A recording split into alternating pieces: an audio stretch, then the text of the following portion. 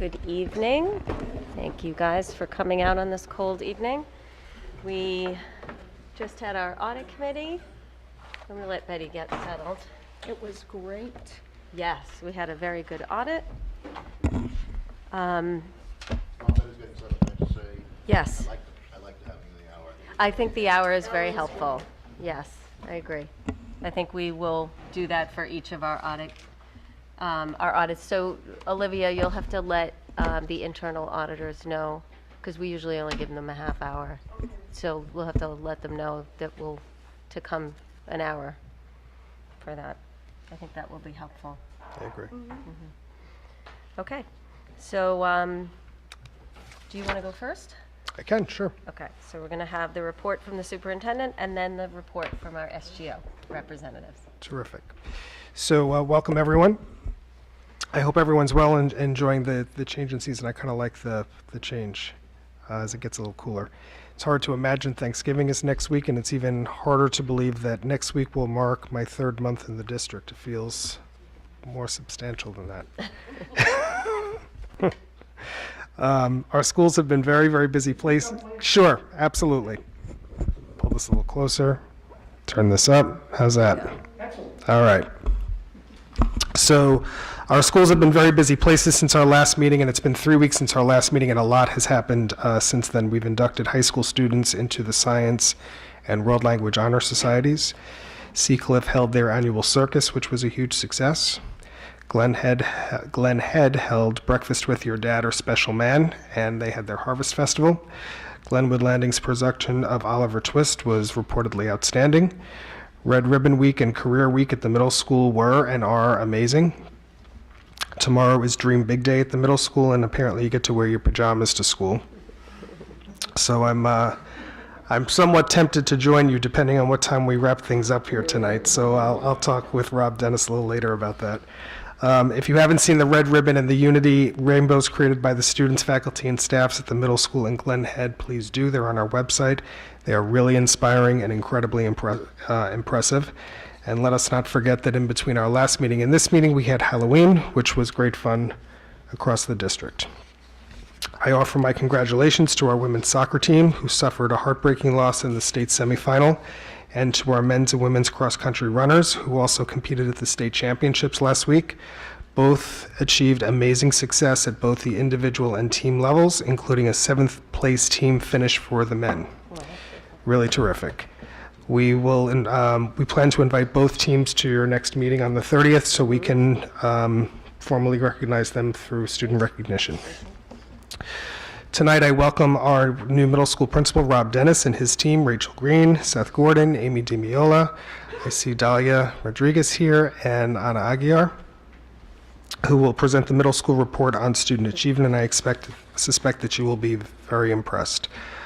For those of you who have been watching your flyers in the mail, you'll know that I've been having early morning coffees with parents and evening conversations as well. I've had 3 thus far. They've been very, very well attended. The conversations have been great. We have a whole series of them coming up, so if you haven't attended one and you'd like to, please, I encourage you to do that. In the meantime, I'm also meeting with teachers throughout the district. I've scheduled about 30 to 35 hours to be sort of having office hours in each of the schools. Not each school has 30 to 35 hours, but in some. And we're having conversations related to my entry plan into the district. Today I met with the Golden Ring at the community center, and I was a little bit late because I was on the phone, but I got a couple of detentions that I'm going to try to make up for with them. But they're a really nice group of people. Our preparations for the 2018-19 budget are well underway. The administrators are submitting their proposals that are designed to support and enhance our academic programs, maintain our facilities, and support the wellness and social emotional development of our students. I do want to say that I am wholly cognizant of the financial pressures that everyone's feeling these days. We're working hard to prepare a superintendent's budget that balances the short-term, long-term finances of the district while maintaining and enhancing program with a tax levy that I aim to present that it's as low as possible.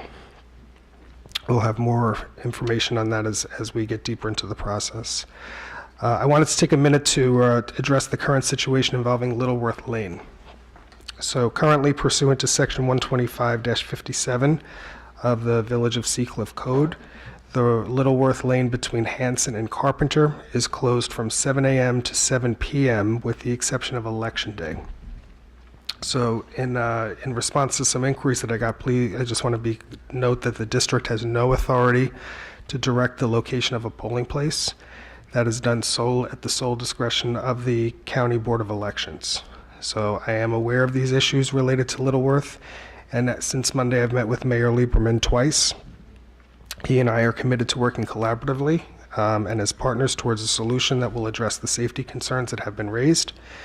We're in the beginning of stages of that work, and we'll be reporting back to the community at our respective meetings as our conversations and discussions progress. Since Monday, I received a letter from the village requesting closing Littleworth Lane for additional hours, including the possibility of closing it at all times while retaining the full time restriction on Franklin Avenue that currently exists would impact our ability to function appropriately. So my initial reaction to that is that as long as we can get emergency vehicles to that side of the building, the simple answer is that it would not. So I'll ask that our board here, provide any additional thoughts during the new business part of the evening. And I'll continue working with the mayor and the village administrator. Calendar. I'm currently working on developing the 2018-19 calendar, and I know North Shore is accustomed to getting this a little sooner. It's coming a little later than usual because myself and every superintendent across the state is waiting for guidance from the state ed department on how state aid will be calculated and the use of the 180 days. So there was just a lot of discussion about this in the spring. The state asked everybody to just sit tight. They convened a commission, and that we're supposed to be getting those recommendations any time now. So once that guidance is issued, superintendents across the state can try to marry the stated guidance with our respective contractual obligations. I've been asked about closing school for a conference day on Election Day, and that's absolutely an option, and I'm considering it for the next school year. Okay. The District Safety Committee met this morning, and we are continuing our efforts to ensure that our protocols ensure the safest possible conditions for our students and staff. The shooting in California this week was another sobering reminder of how important this work is to all of us. So that said, I'll be addressing the community regarding our existing protocols on how we handle emergent situations of all kinds, including student matters. While there are always limits on some things I can share as they relate to students, I believe that it is appropriate to share our general processes for how we investigate, support, discipline, and transition students back to class. So I'm thinking that through. The Athletic Attendance Policy Committee met earlier this week to talk about that policy. We've spent a few board meetings raising that issue, how we can infuse greater flexibility to afford more students an opportunity to work with their coaches, to fully experience the multiple facets of the total school program without compromising the integrity of the athletic program or undermining the importance of the commitment that student athletes have to make when they play sports at a high level. We had coaches at the meeting. The athletic director was there. I was there. We had Dave and Joanna participated by phone. We had some parents there. So I think we made some real good progress, and I'm looking forward to the next steps in that, which include a subcommittee, which will meet between now and early January to refine the procedures, and the committee will meet again to prepare a final recommendation that we'll share with the board in late January. Don Lang has been working closely with me and the social workers to prepare for the administration of the Pride Survey. It'll be administered over the course of 2 days to all students in grades 7 through 12, and we are planning to have the results by the end of January. Purchase orders are currently being developed for approval, and then once it's administered and we have the information back, we'll share that information with CASA and also begin our own internal analysis to help shape how to integrate a more programmatic approach to the work in reducing substance use and abuse. Tonight, I ask that the board will take action on my recommendation to contract for the services of Judy Wilson as a consultant to build our next 5-year strategic plan. And pending the board's approval, that Work will commence right after the Thanksgiving break, and we'll be seeking to engage staff and community members and all students in grades 3 through 12 with appropriate surveys to needs assessment surveys that'll then help shape the work of the steering committee and subsequent action planning teams that happen as a result of that. I'm almost there. As you know, this year, the Glen Head PTO will be having their biannual gala through the PTO, and they're fundraising for a sensory garden and a STEAM lab, some STEAM lab supplies. So all these things have been fully vetted by us in the district. And if the board has any questions about those, please go ahead and ask them. But I do support their efforts and thank them for that. And then lastly, I just want to thank the board again and the community for what continues to be really an outstanding opportunity and experience for me in these first few short months. It's really a great place to be and lead. And I'll close with just saying happy Thanksgiving to all. Thank you very much. Thank you. Thank you very much. How are you? Great. So let's move on to the report from our SGO, but why don't you guys introduce yourselves as well? So, I'm Emily. I'm Audrey. And so first, I just want to apologize for interrupting before. We actually went to the high school and then quickly realized we were supposed to be here. So sorry about that. So first off, last weekend with the girls up in Cortland for the soccer game, SGO actually proposed the idea of sending a bus, which was awesome. So a lot of students hopped on the bus and headed to Cortland to support the girls, which was really great. Unfortunately, they lost, but the seniors were very proud of the way they played and the season they had. And also, this past week with Thanksgiving just around the corner, SGO has teamed up with Interact Club, and so SGO, as a group, we've donated 3 baskets, Thanksgiving baskets, and Interact Club has there's probably over 20 baskets going to Glen Cove tomorrow, and so we're going to personally deliver them to families. So we're really excited for that tomorrow. Yeah. That's great. Thank you. Yeah, and then also, I don't know if you hear me. Miss Miranda just left, so we're really excited for Miss Regala to take her place soon. She hasn't given birth yet, but soon. And also, sorry, I don't know if you guys can hear me or not. The play coming up tomorrow and on Saturday also, Rumors. We're really excited for that also. So yeah, we're gonna go out on Friday after we deliver the baskets to see that. And they're already selling Yeah. tickets online, and they'll be selling tickets as well tomorrow and Saturday. Great. And that's Great. it. All right. Well, thank you. Thank you for coming. All right. So let's move on to the approval of the minutes from the October 26th meeting. Could I have a motion? Motion. And I have a second. Are there any comments or questions? All in favor? Okay. And we'll move into regular business, and I'll pass it on over to our superintendent Great. to introduce the middle school. Terrific. So this year, as you know, we've split, I think in last year as well, you split the report on student achievement up into 3 discrete sections. So 3 or 4 weeks ago, we heard from the elementary staff. This week, we'll hear a report on student achievement from the middle school. And then in another 2 or 3 weeks, we'll hear from Albert Cousins and his team on high school student achievement. And what we've done a little bit differently from years past is rather than take a more narrow view of what student achievement means, we've really looked at this more broadly. So in addition to standardized tests that we give in grades 3 through 8 that are mandated and Regents exams, which are mandated, we've also looked at this through our shared valued outcomes and then very specific building projects. And then we've also included work on the arts and in languages. And I'm really excited with the work. I've seen a preview of this, and I'm excited about it. So I'm going to turn it over to let Rob start, and it's going to be projected over here. So the board may want to jump into the audience for this, and then we can pose some questions after. Oh, behind you. Oh, that's fine. We'll cut you right off.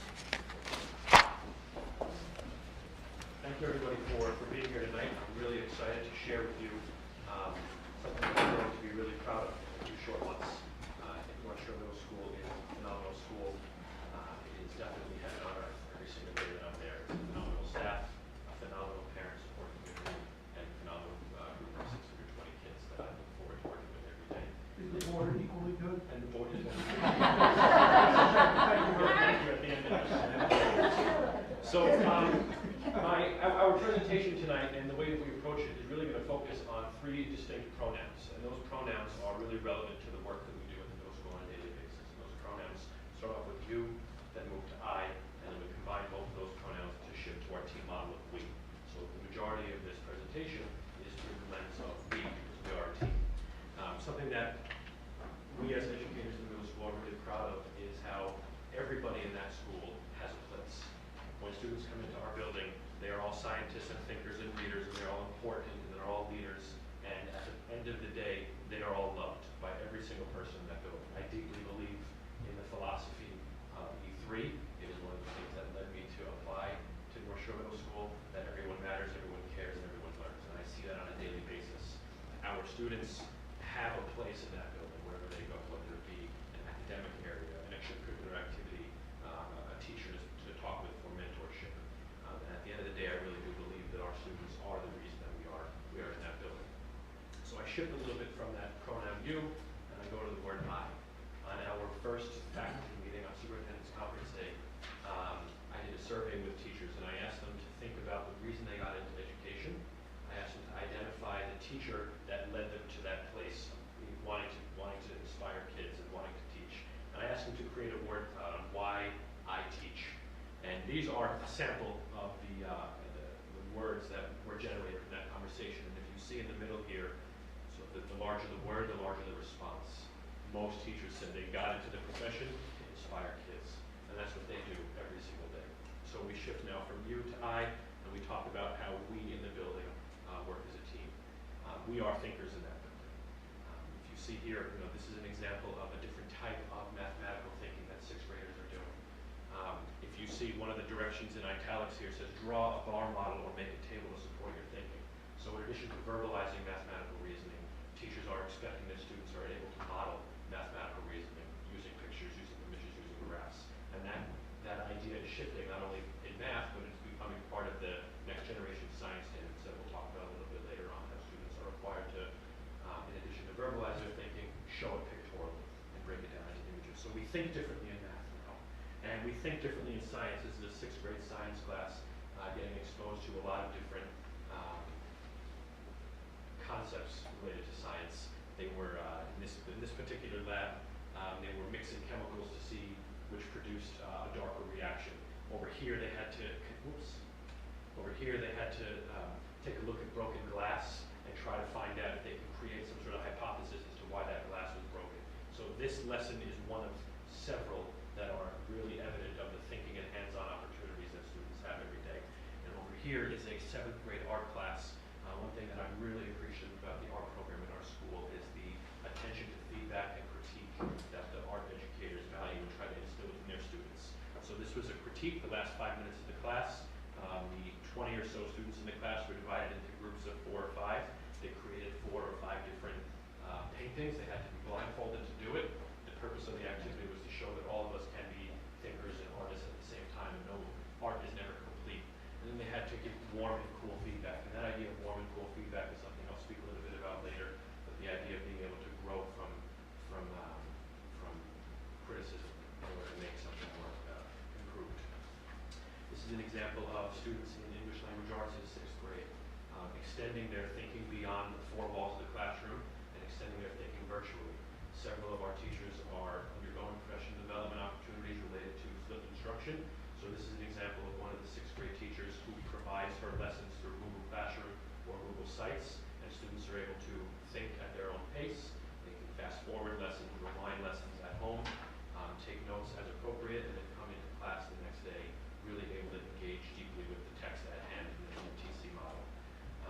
Continuing with that idea that we are thinkers, this is an example of a 7th grade science lab, and you can see definitely it's different than the labs that I was exposed to as a student, where going from taking a claim and making it into a question, but then part of the NGSS is drawing a model and predicting what that will look like and what that process will look like.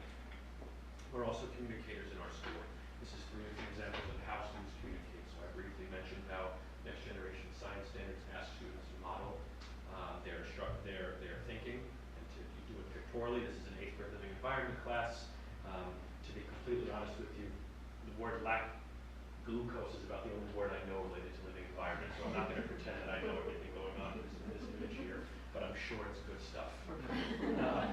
Over here is something that a lot of the social studies and ELA and math teachers are really incorporating a lot of their instruction, is the idea of accountable talk. This is an accountable talk that some of the 7th grade social studies teachers use. They give students the skill that they're teaching. So in this case, it's elaborating or supporting ideas with examples. They give model questions that students can ask, and then they give model responses. And students have those accountable talk stems and question stems, and are able to deepen their thinking and conversation with their peers with much more rich and academic language. And finally, on the bottom right is a 6th grade technology class. Students were creating 3 different catapult models, and they had to provide cool and warm, or cool and hot feedback. So the warm feedback was something that was really positive, and cool feedback were questions that they wanted the designer to consider a little bit more in the future. Continuing on, we are communicators. Different examples in ELA class of question prompts or sentence prompts for journal activities. This is an example of an 8th grade ELA class where a teacher gives students a rubric, and they're asked to self-assess the way that they communicate and participate in our book club talks. And one thing that I really like about the book club talks, especially with this teacher in 8th grade, is that students are asked to identify a specific goal for the next book club talk. Typically, book clubs take place 2 or 3 days a week out of the 5 days in ELA. So this student has said they contributed more this time in discussion, but not so much taking notes or focusing on other people. So next time I'll try and take notes on what people would say. And what's really interesting to me about that is frequently as educators, we all know that Common Core standards really address reading and writing, but there also is a body of standards for listening and speaking. And this addresses, being able to listen to somebody, being able to speak clearly.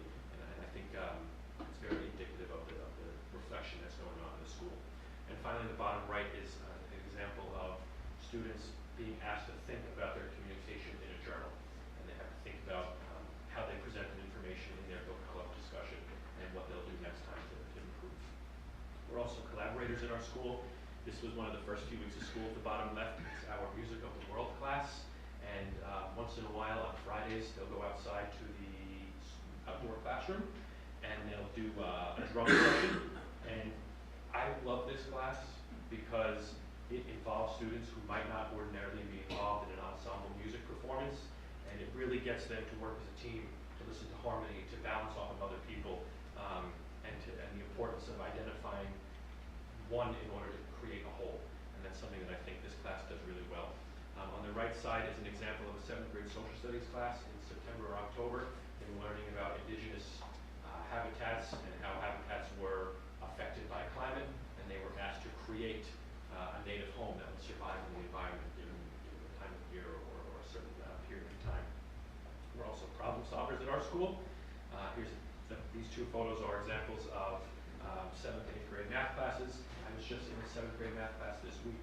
And one thing that I really appreciate about the class is that students are being asked to identify how they would use this math in real-world problem-solving areas. So the students in 7th grade were recently learning about ratios and proportions, and they had to draw a model of the classroom to scale. So they knew on a piece of graph paper that the room was 36 feet by 20 feet, for argument's sake. And they had to figure out what units of measurement they would use to illustrate that on a piece of graph paper and drawing things to scale. The top right is an example of some real problems that happened at the middle school level. So it's a picture of me having lunch with 3 7th grade students. About a month or 2 ago, I initiated a new morning supervision program at our school, making sure that there was supervision for all students in the building between 7 and 7:45. And right now we're asking students that whenever they arrive in our building, that they go to either the library or cafeteria in supervised space. Previously it had been unsupervised. And when students heard about this change, they created a petition, they were upset about it. So I asked them to give it a chance. I asked them to have lunch with me. This was the 7th grade student council.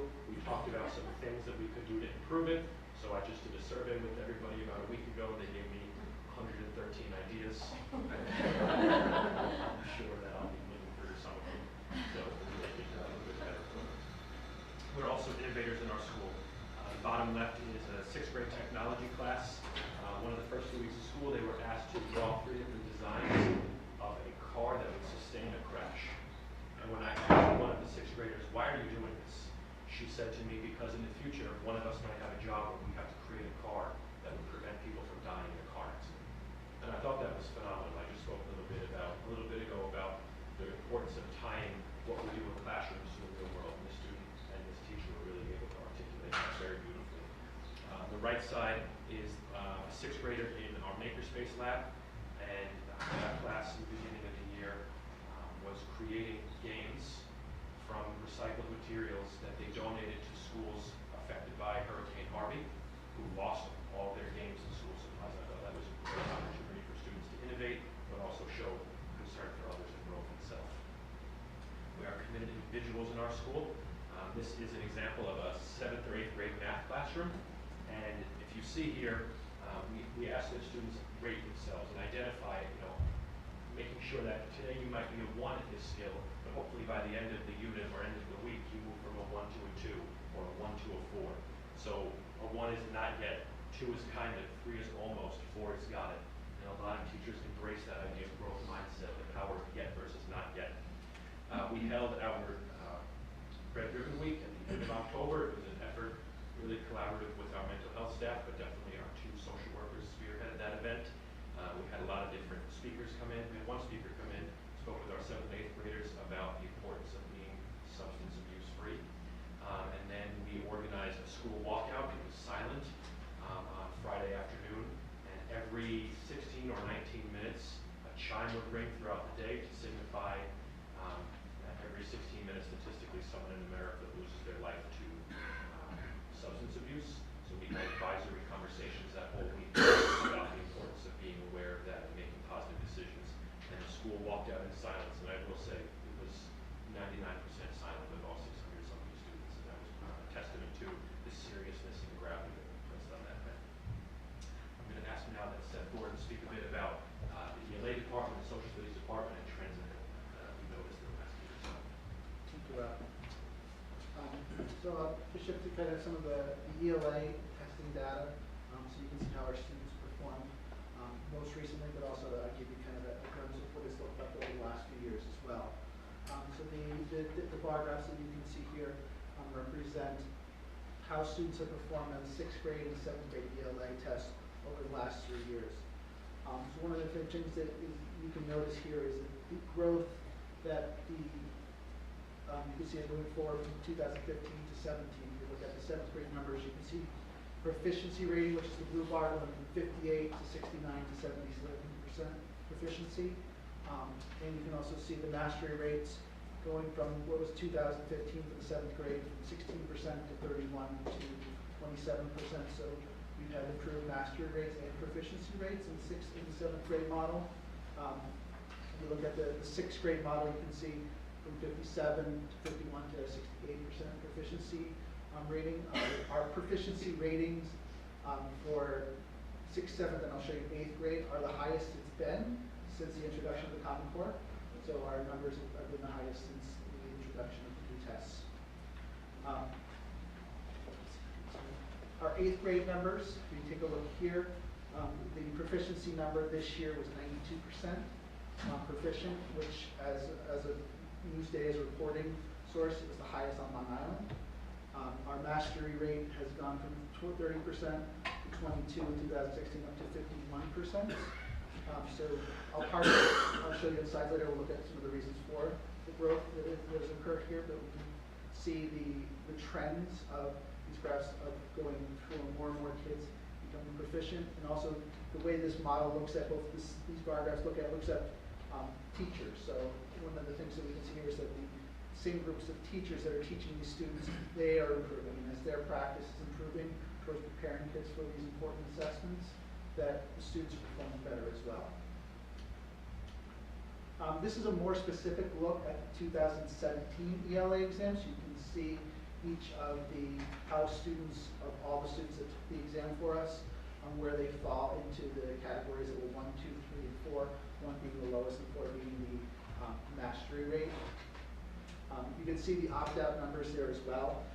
So one of the things to, when I look at a 92% proficiency of the 8th grade, while it shines a light on some of the work we're doing, it also is an incomplete measure because we had 64% of the students that did not take the ELA exam. And you can see the opt-out rates of 38 and 44%, particularly in 7th and 6th grade. But we have seen a trend where students we're having more and more students becoming proficient on the ELA exams, and also mastery rates going up as well. One of the things that I wanted to talk about too is we're also looking at how are students coming into middle school performing, and what is the change that's going on from their times in the elementary school into the middle school model. One of the things that we had noticed, if I kind of go back for a second, is that if I looked at the performance on the 6th grade ELA exam, last year in 2016 we had a 51% proficiency, and we had looked at some dips of performance on ELA from 5th to 6th grade. So one of the things that we really want to be cognizant of is looking at how can we use articulation, and how can we think about what is the knowledge that we gain about our students from the elementary schools to best prepare a seamless transition from 5th to 6th grade in terms of the performance. So while we looked at the performance numbers going up in the 6th grade model to 68%, which was 69% the year before, so it's relatively the same, we still want to target an area of growth of how can articulation help us, raise the level of all students in terms of their performance. So I'm going to highlight some of the other specifics of the ELA exam. So you can see a cohort model, which looks at students from 5th to 6th, students from 6th to 7th, and students from 7th to 8th. So this is not looking at necessarily teacher performance, but it's looking at the same group of students, how they performed on the 2016 ELA exam versus how they performed on the 2017 ELA exam. One of the things that you notice if you take a look at the area highlighted here is the growth in proficiency, but also a growth in the gap to region. So what the gap to region statistic means is it's looking at what percent did North Shore students perform above, for the positive, the county average, and if there's a negative one below. So in this case, they're all positive. We can see the 6th grade group in 2016 was at 51% proficiency and only 5% above the county average.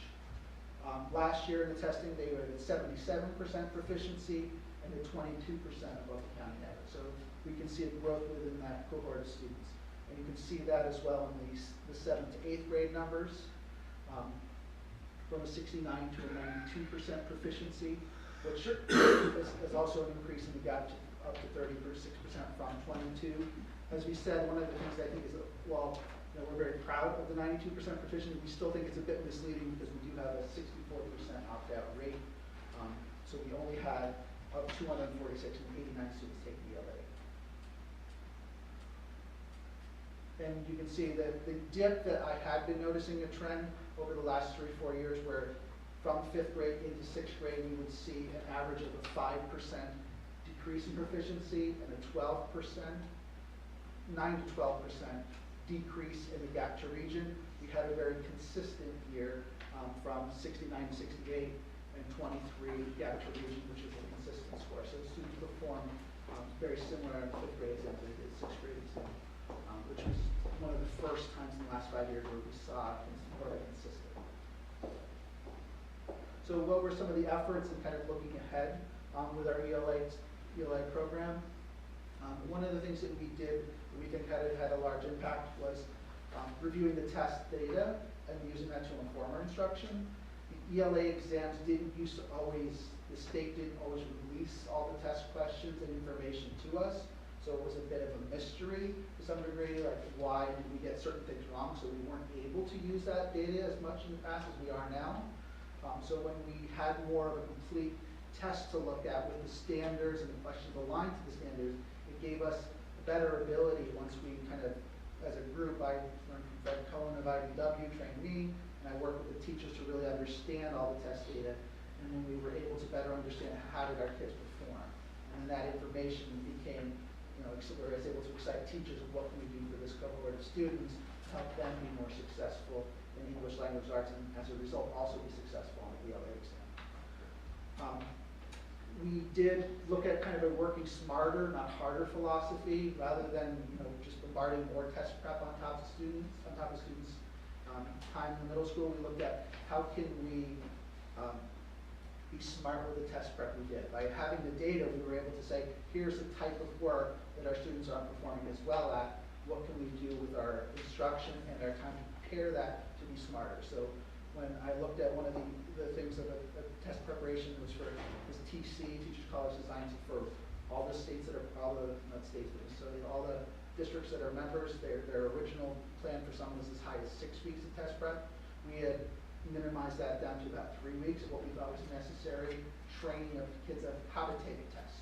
We thought, there's a lot of kids that are going to be taking this. How can we minimize the total time preparing for that? While throughout the year, providing good instruction, we believe was also going to be a key factor in helping them do well on the test. So we did more of a work smarter, not harder philosophy. We're trying to use the test prep as a way of saying our kids are not doing as well and finding need.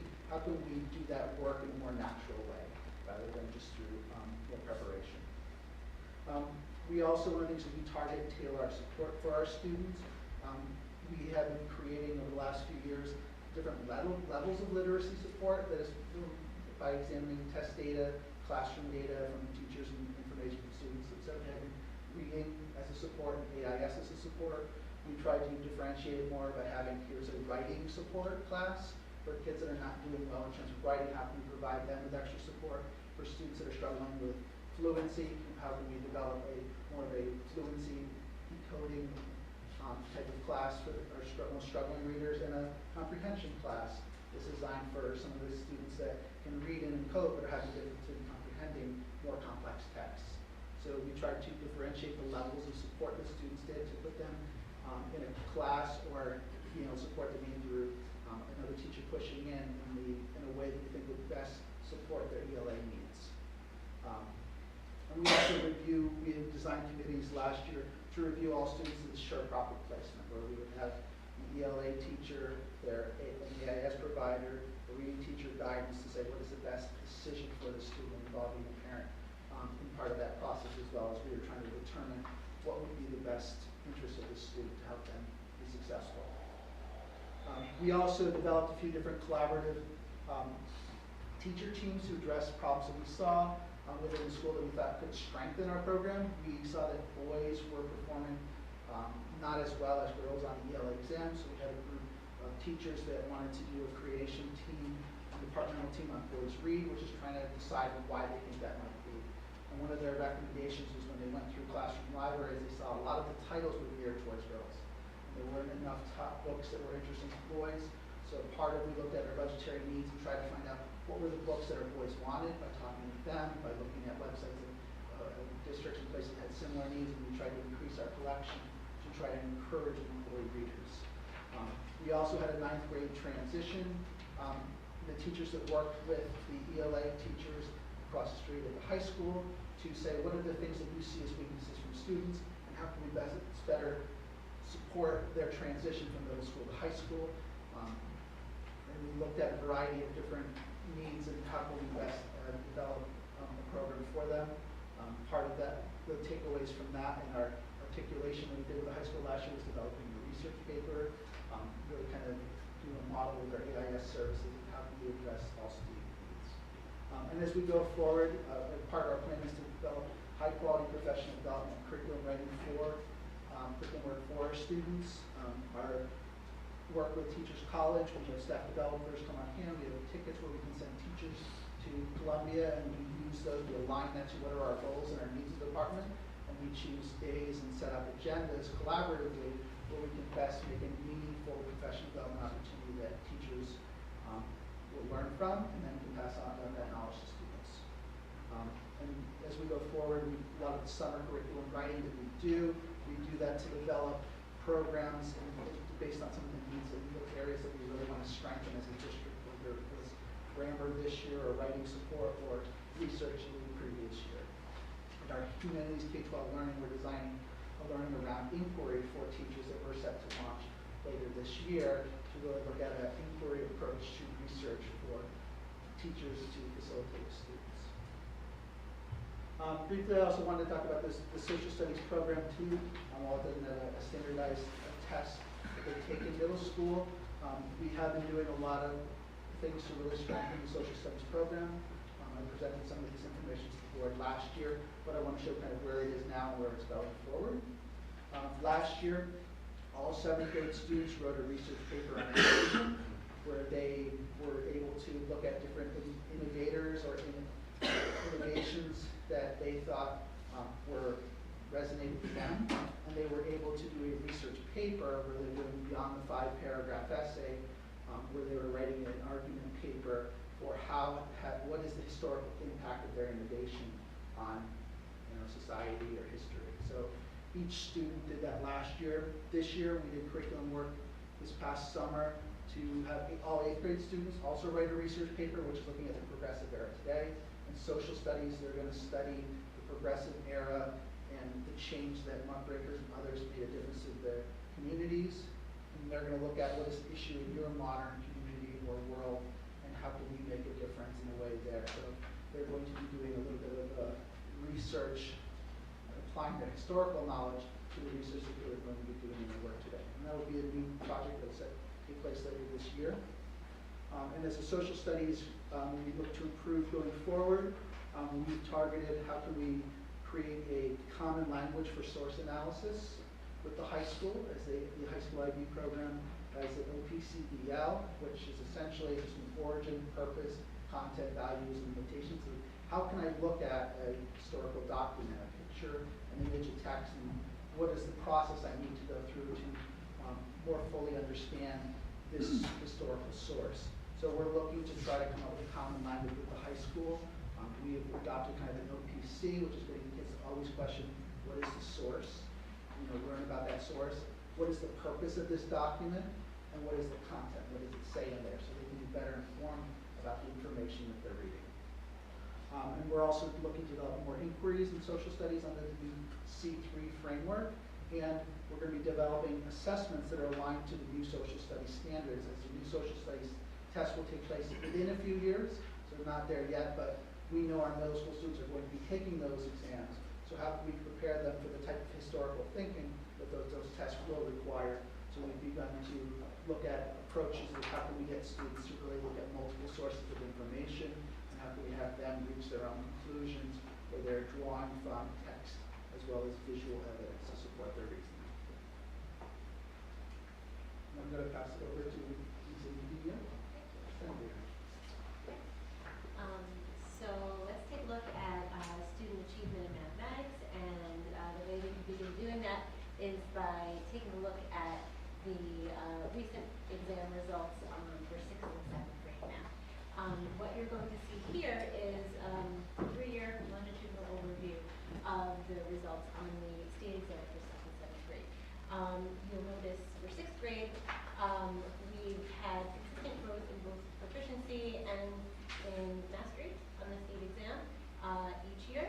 And in 7th grade mathematics, you'll notice that from 2015 to 2016, we saw significant growth in proficiency and some growth in mastery, which remained largely unchanged from 2016 to 2017. So during the course of this presentation, we're going to dig a little deeper into these results, and also some things that we're taking in order to ensure continual growth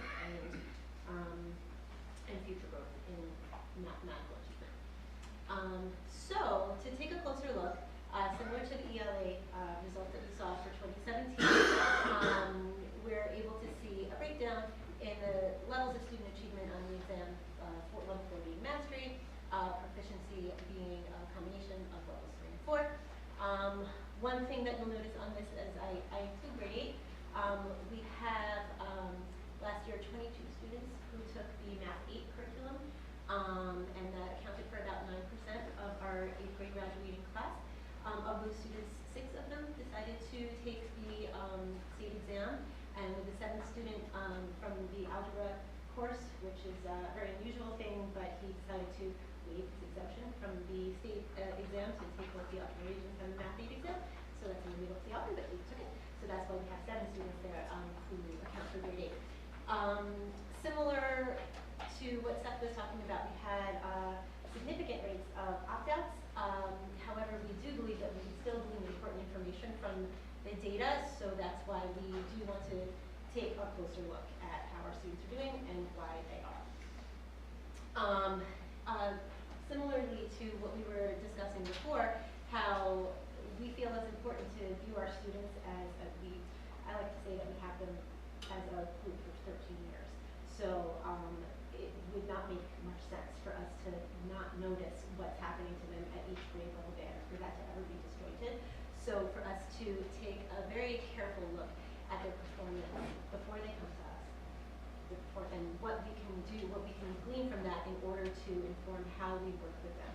Some of the individual struggles that they have that we are able to get from the data analysis that we do, and some of the struggles that they have as a cohort that informs how we work with teachers in order to support them going forward. I'd also like to share our algebra Regents scores with you. Over the last 3 years, you'll see we're very proud to be able to say that all, or in some cases all but one, student has passed the exam who has taken it. And each year in the last 3 years, we've enjoyed a significant increase in the mastery rate, as well as an increase in the mean score that students receive on this exam. That is due in no small part to an amazing team of teachers who worked very hard to think very hard about what good math learning looks like in classrooms. One specific thing we have done in the last couple of years is overhaul one of the most fundamental units of the course that leads to the higher level math learning, which is the introduction to functions and specifically quadratic functions.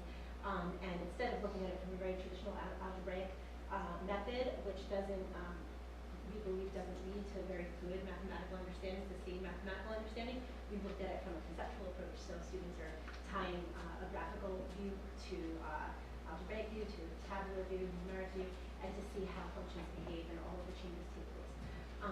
And in that portion of the Regents exam in particular, we've seen some incredible gains in student performance, which I personally believe is the most important thing to see gains in, as it is the topic that will take them forward most successfully onto calculus. I do want to underscore a point that I was making on the last slide. So we've seen the mastery rates increase in the algebra course over the past several years, and that's something that's terrific. But what's even more terrific about it is that in the last year, we had a large growth in the number of students who were taking the algebra course, as opposed to the Math 8 course. So we were pushing more students, or allowing them to access a course that we believe they could be ready for with a certain set of supports, but infusing extra supports in place in order for them to be successful at this course. So by challenging more students with this course, and at the same time seeing our levels of mastery increase, that's something that the math department put a lot of effort into, and is very proud to see the results. So in order to create this growth and to create future growth, we have a lot of work that we do as a math department.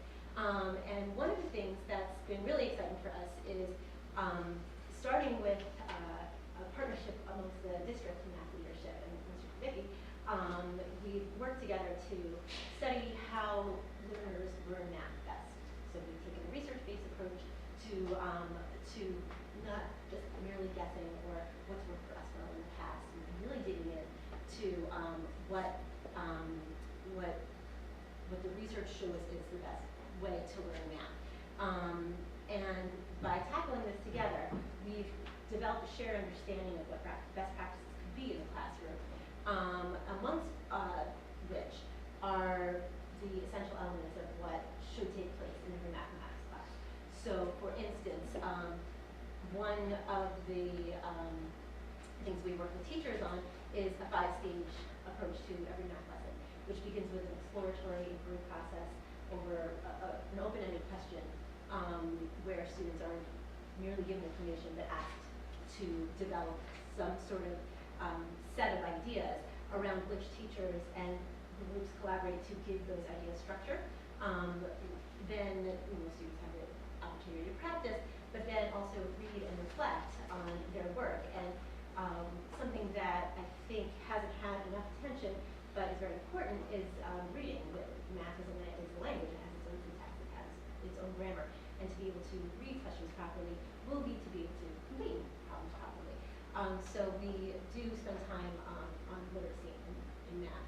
And the opportunity to reflect and journal and to actually write your thoughts down as opposed to just answer a question and move on. To take a metacognitive approach to, well, this is why I was thinking what I was thinking. This is how I would explain this to somebody. All of these things have been shown to strengthen a student as a mathematician. So this is something that we are trying to impart in all of our classrooms. We also, beyond our instruction, we're also looking at our assessment.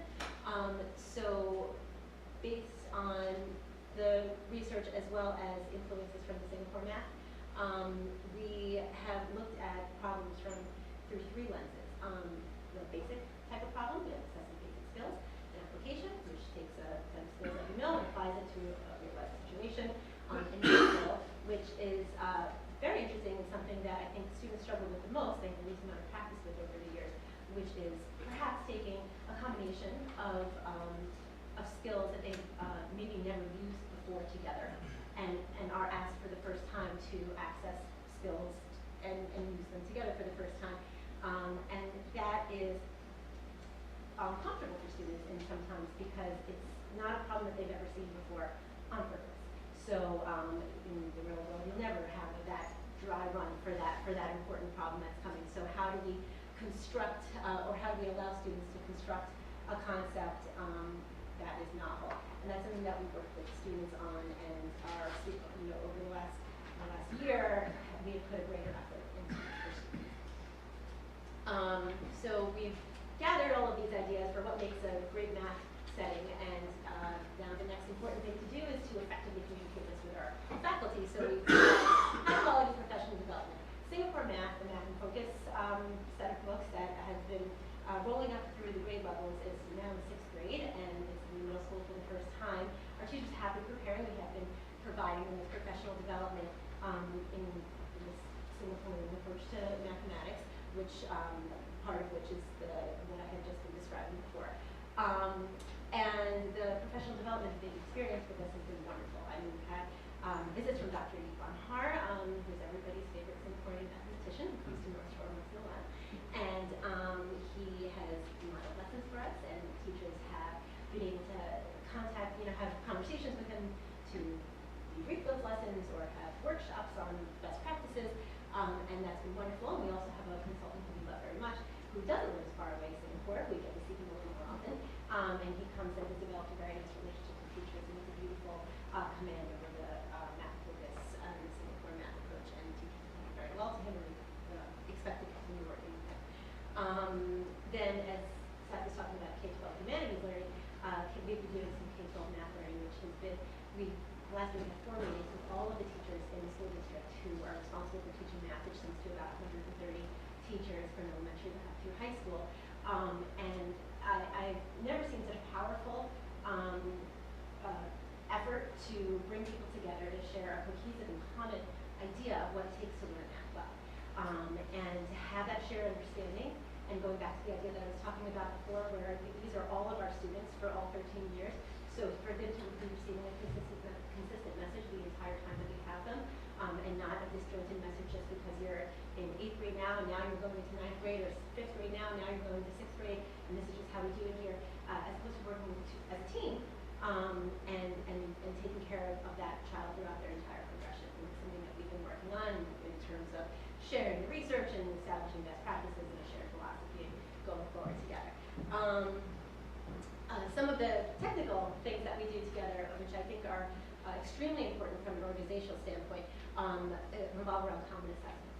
And the assessments that we administer to students are given across a grade level, which allows for the analysis of data at the end of an assessment, so that we can understand if there are differences from teacher to teacher, from classroom to classroom, and if there are any trends. And the teachers will design the test very carefully by standard, and then they will go over the questions at the end together to look for trends and patterns for students not doing well in a certain type of question, doing well in a certain type of question, and now what are we going to do about that? And that will often take the form of, in classes in the upcoming week. This is how we'll reinfuse this concept back in to reinforce it, and so on and so forth. So using that targeted tailored support, also as Seth was saying, we try to reduce the amount of test prep before a test state exam. While it's very important to be responsible to students so that they understand the test they're about to engage in, we don't think it's responsible at all to do that for an entire year. So we use the good instruction that we do all year long, but then for a short amount of time before the exam, we do a very targeted needs assessment where in addition to all the data we collect throughout the year, take a quick snapshot of what the learning needs are instead of just flooding them with tons of review on every topic. We'll very carefully pinpoint the exact review that we do with them so that it's what they need most in order to succeed. And then when we pull students throughout the year for support groups, AIS groupings, we bring those groups together in deliberate ways, and kids maybe who have similar struggles, or mainly that's that kids who have similar struggles, so that we can target what we're doing with them in order to help them see their improvements. We also have a living environment regions exam in our school. And similar to algebra, we enjoy almost 100% passing rate each year in this course, and very high levels of mastery in this course as well. However, we have these high levels of mastery, doesn't mean that we're continually looking to grow beyond them, so we are going to look at what we're doing in science. Similarly to math, we do use data to inform instruction. Looking at the Regents exam, we can look at it topically and say, yes, they did beautifully on the genetics questions. That's something that seems to be a very big strength of our living environment department. What are we doing there? How can we do that in other areas? What was happening there? But one of the trends that we saw was not a topic in living environment, but it was a type of question that we're starting to see emerge more. And that type of question is a very dense reading question that the test, the teachers say, turn into a reading test, essentially. So in response to that, we've partnered with the humanities department to learn informational text techniques and decoding techniques in understanding large bodies of informational text and being able to write about that. And so by meeting with Seth and meeting the teachers in the department, we're able to learn what is happening across the school, what the expectations are of the students in their humanities classes, so that we can be consistent with what we ask students to do in terms of writing and reading in their science class, and so that they're hearing the same message. It's not a shifting gears for them, that we can bolster their support as scientists by helping them learn how to read science better. In this year and in the last year, we were able to, we had the staffing, and we're able to provide a layer of support for our living environments region students, similarly to how we provide AIS in mathematics. Because this is an accelerated course for science students, we thought it would be beneficial to provide the ones who struggle most with a weekly pull-out, so that they can receive, again, targeted support to what their greatest needs are. So we've been doing that this last year and almost a half now, and we've enjoyed some great outcomes with that. And finally, this is something that I consider very exciting. The science teachers are all engaging in a very proactive approach. We have new science standards. We call them the New York State Science Learning Standards, but around the country they're also known as the Next Generation Science Standards. And that is a representative of a new approach to how we do science. Children are doing science, they're acting as scientists in class rather than passively receiving information about science. And that is a departure from how traditional science classes are taught. So it requires a shift in pedagogy on the teacher's part. And that's something that will take a lot of learning, a lot of training, and that's something we're doing together. And all teachers are at a different stage, I think, in their understanding of how that can and should look, and how that plays out in their classroom, and how it changes their curriculum. And as a result of that, we meet each teacher where they are. And I know each of my teachers very well, so we look together for high quality professional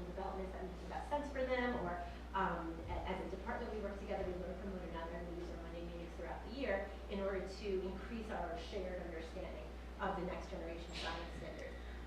In order to also bolster that, we're having K-12 science meetings for the first time this year, which is very exciting for us because similarly to how we've done in math, we are going to be able to develop a shared understanding of the K-12 across the district of what really great science learning looks like. And at this point, it's in its earliest stages of implementation of these standards. So what our teachers are doing, which we believe is the best way to start using the standards, is to actually start using their 8 scientific and engineering practices in these standards, and they're laid out in icons here, but they represent the stages that a scientist would go through to explore something that they're wondering about and come to a conclusion. So you'll see students, you may even see your kids coming home with these icons in their work, so that they know that this is where and how we have to ask questions, and these are how we ask good questions, and this is how we whittle it down and then start to communicate what we're thinking and what we're predicting by drawing a model and explaining ourselves. And as we go through this entire process, we're really engaging with science. We both have support programs for our students in our school, and since I'm talking, I'll go first to talk about math. It's a tiered approach to based on level of need. Students who demonstrate some need and some struggle in mathematics, perhaps we have a questioning teacher who knows them, they're watching them, they're kind of hovering around them to make sure that they're understanding what's going on in class. That's where a pushing model would be. Students who need a little bit more support, and this is all done via test results and conferences with teachers and final exam results, and a really high degree of communication among all the adults in a child's life to know exactly what type of support is necessary for the student. The student at a next level of support would be experiencing a pullout to have more of a small group discussion. We also have another level in the 7th and 8th grade. We have off-team math classes where in 7th grade it follows the same exact 7th grade curriculum, but by pulling the students off team and putting them in a very small class, and similarly to in 8th grade, we're able to do that for both Math 8 and Algebra. You hear teachers saying things like, this student would never raise their hand before. All of a sudden they are, they feel safe, they feel comfortable, they're saying they don't know why. And the outcomes, the results, the scores that they get on their tests are higher than they've ever been before, because they're in a safe setting, or this is how they perceive. So these off-team math classes have been tremendously successful, and we're continuing with them again this year. Sure. The approach in regards to support model is similar, with different levels of support, but we think we go from the least to the most needs to help all students be successful with the curriculum, going from the push-ins where a teacher will be there to help the struggling students be successful, whatever their need may be, looking at it as a fluid support, that if a student really expressing difficulties in writing, having the teacher be there to give them more frequent feedback, teach them how to evaluate their own work, and then be able to conference with the teacher and set goals for themselves, to having conferences where they meet about some of their goals and how can I help achieve them, how can the teacher or others help partner with me to be as successful as I can, to recognizing a need when parents and students would talk to us about, I might be reading on grade level, but I'm still not as successful in English language arts class or on the ELA assessments as I might desire to be. And we looked at the need for developing a writing support class where for a small group of students that were reading at grade level, but were performing below grade level in writing, that we could provide additional writing support and conference time to them through a specialized class, where then they could feel more confident as they entered into the ELA classroom. And then the different, as I've already mentioned, different levels of reading support depending upon a student's need to address their specific needs in a way that will help them be more successful. And part of us reviewing our successes and impact is looking at a couple of things going forward. One is looking at how well are we making placements for students, how well over the course of several years are students performing and beyond middle school and into high school, and also really looking to minimize any sort of disruptions to electives and specials through whether it's pullouts or a special class that has to occur within the day. How can we minimize the amount of potential disruptions to help students be successful in both math and ELA support classes?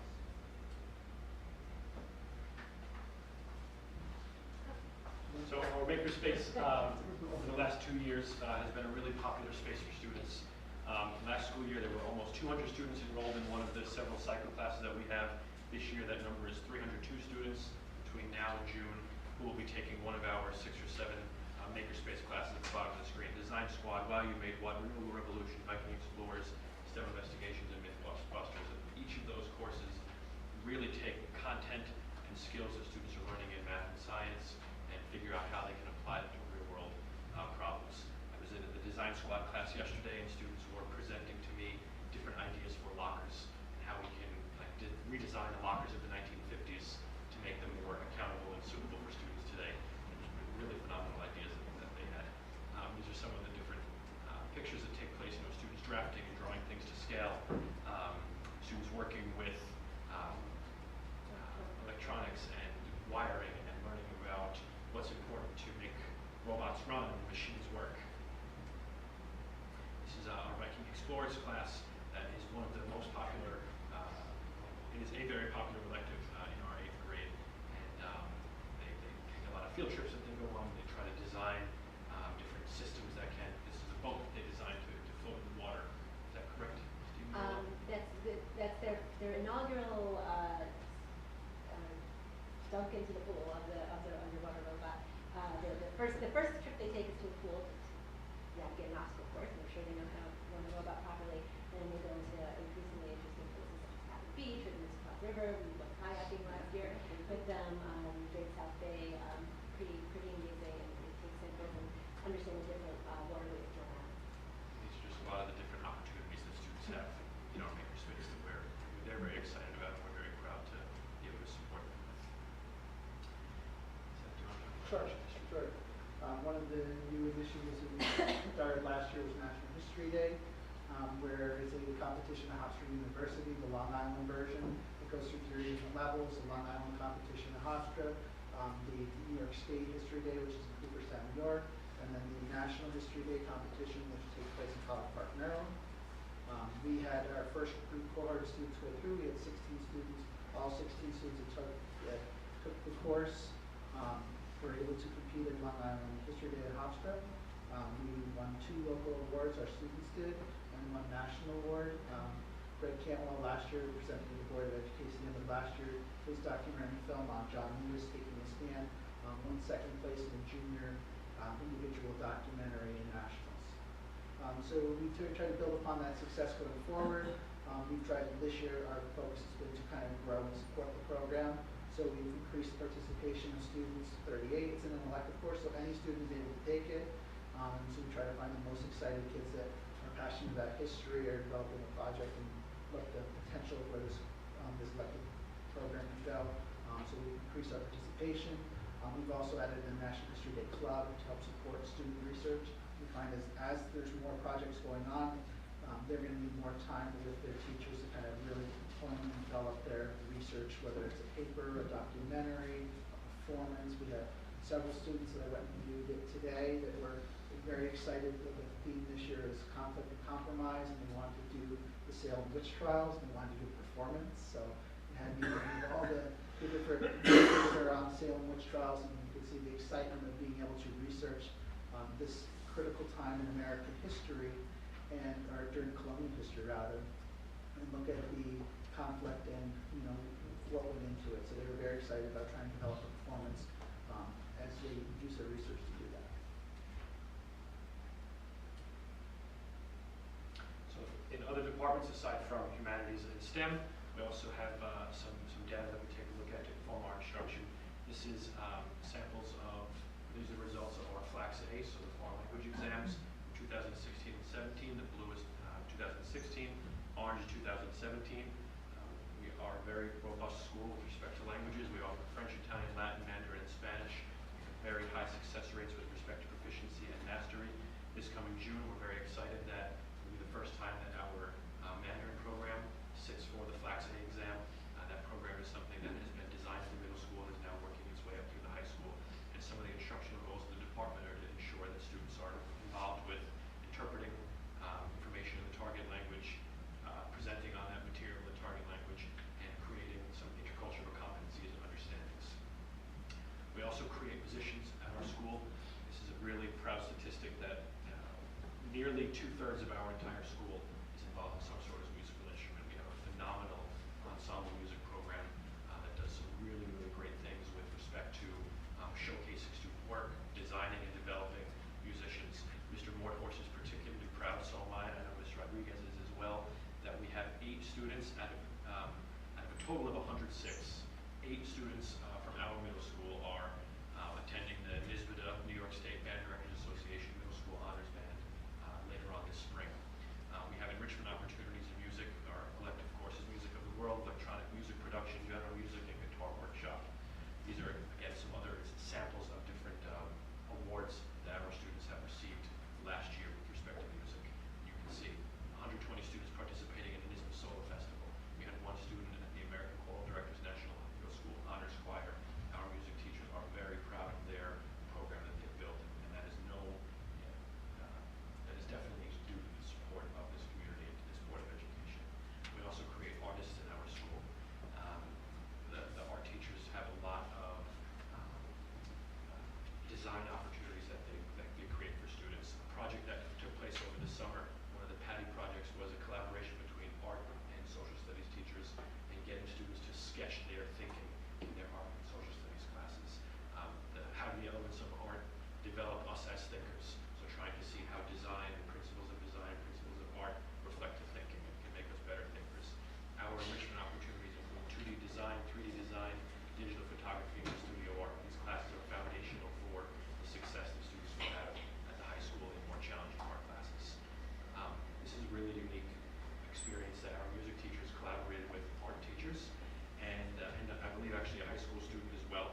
And our band director asked students to visualize the music being played, and they created a visual for that piece. So last year during a concert at the middle school, in addition to enjoying the sound of the band, you saw the art that was designed around that.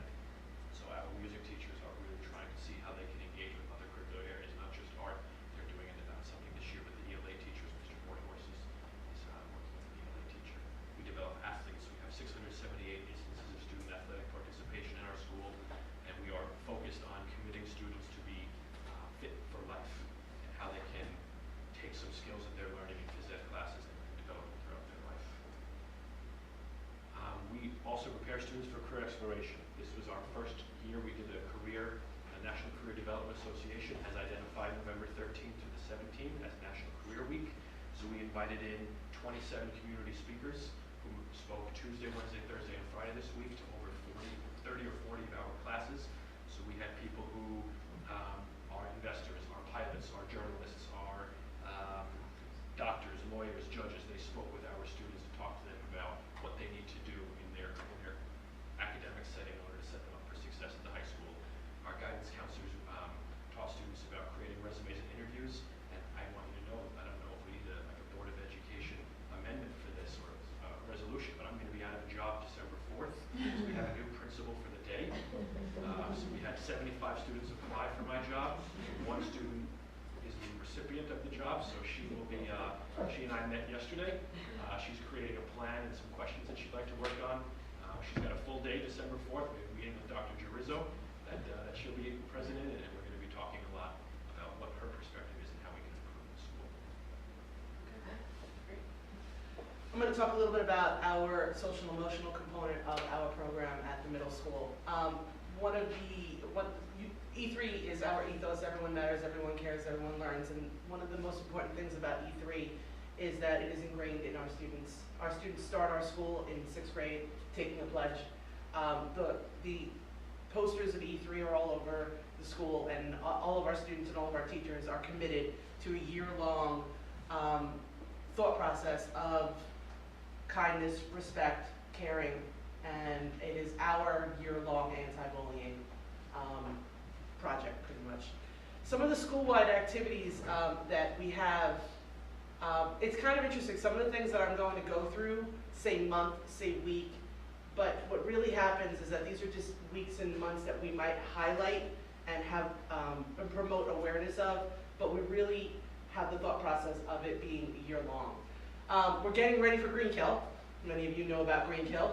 It is our 6th grade trip. We're going in December this year, so everybody's getting their thermals ready. In seventh grade, we take our trip to Philadelphia on Monday night. Actually, it's Monday night, right? We had Monday, the Philadelphia trip. Tuesday night, we had a Philadelphia trip meeting with all of our parents. E3 Day is coming up next Tuesday. Today, our students all met with their E3 leaders. All 620 students selected an activity, and what they do on E3 Day is they really pay it forward. It is a full entire day that we dedicate to service learning and to understanding and helping others. All across the community, you may see a group of 30 kids raking leaves in Seacliff. Those are ours. The kids are going to be doing everything from dancing for Sunrise Day Camp to baking cookies to cleaning up St. Christopher's. We have a whole litany of activities that our students take place in, and it's a pretty strong tradition at North Shore Middle School, and our students are really excited about it, and today's the day they all found out what activities they got. Unity and Anti-Bullying Month, I actually saw a cute video on Facebook. I don't know if any of you saw it. It was a mom who was somewhat frustrated about the fact that the middle school, not our middle school, a middle school, really controls her child's wardrobe, because on certain days they have Red Day and Orange Day and Green Day. And we have that as well, and Unity and Anti-Bullying Month, on Unity Day we wear orange, and that is bringing us unified against bullying. And if you saw the photo before, and thank you Shelley Newman and Adrian Daly for getting up, I don't even know how many feet up in the air to help us take that picture on the cherry picker, you saw the power that 620 students dressed in red really have. And when Mr. Dennis was talking about the students walking out in silence, you really didn't hear a word. Those kids were committed to understanding and recognizing addiction, and that's really what we focused on that day. And we're pretty proud of that picture, so thank you, Shelley, for that. We also, in October was a pretty heavy month. October we also had Coming Out Day. Coming Out Day years ago used to be it was a national day that people would pledge and come out against discrimination against the LGBT community. It is now shifted in that we are coming out against all forms of discrimination. So we're not solely focused on one, we're focused on all forms of discrimination. And that's a day where we wear rainbow. Social media, cyberbullying, youth assemblies, we just had one the other night. Mr. Dennis gave a presentation.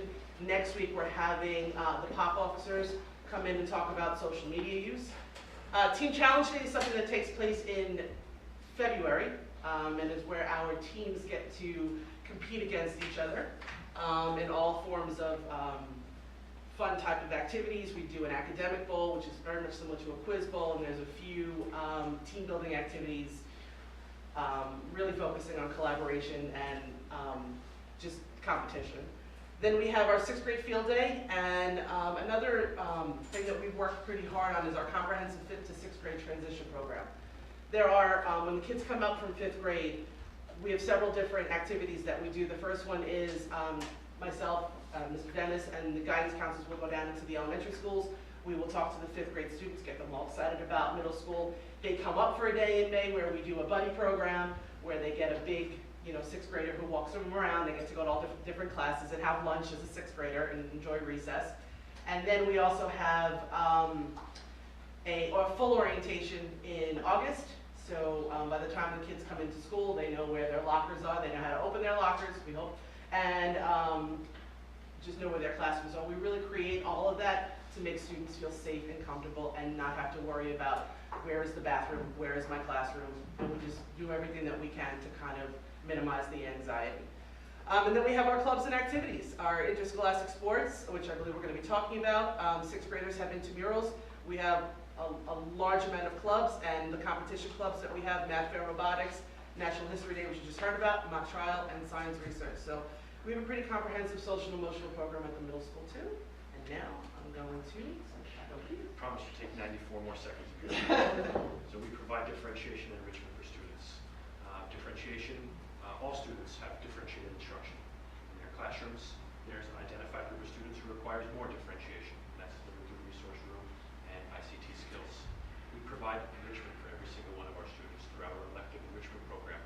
This year, we will be introducing an enrichment course, a cycle course to an identified group of students who receive enrichment services in elementary school. They'll be getting a cycle course in 6th grade, and that model will continue next year to grades 6 and 7, and the year after, 1920, will continue to grades 6, 7, and 8. So in addition to the enrichment electives that they have, that all students take, an identified group of students will have the option of taking an enrichment program, an enrichment cycle course. They are reflective. Some questions that we have for deeper focus: to what extent are our social and emotional values instilled within our daily curriculum? How can we ensure feedback aligns with our values? We'll be looking at feedback that we give to students in the community. Are there opportunities to challenge more ready learners? And finally, is technology being used as a forward-thinking and integrated part of our day? These are my action plans for this school year.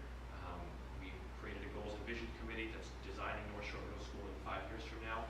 We're coming up with a mission statement, identifying what we'd like to see from our school.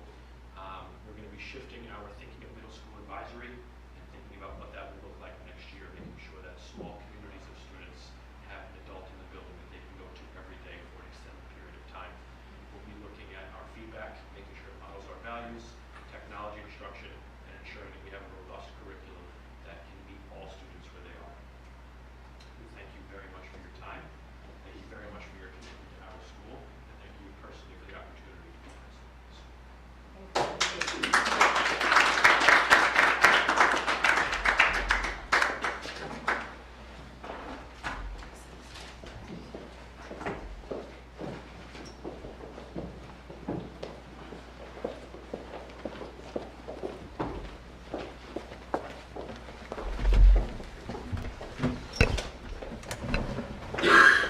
Well, that was excellent, comprehensive. Thank you so very much.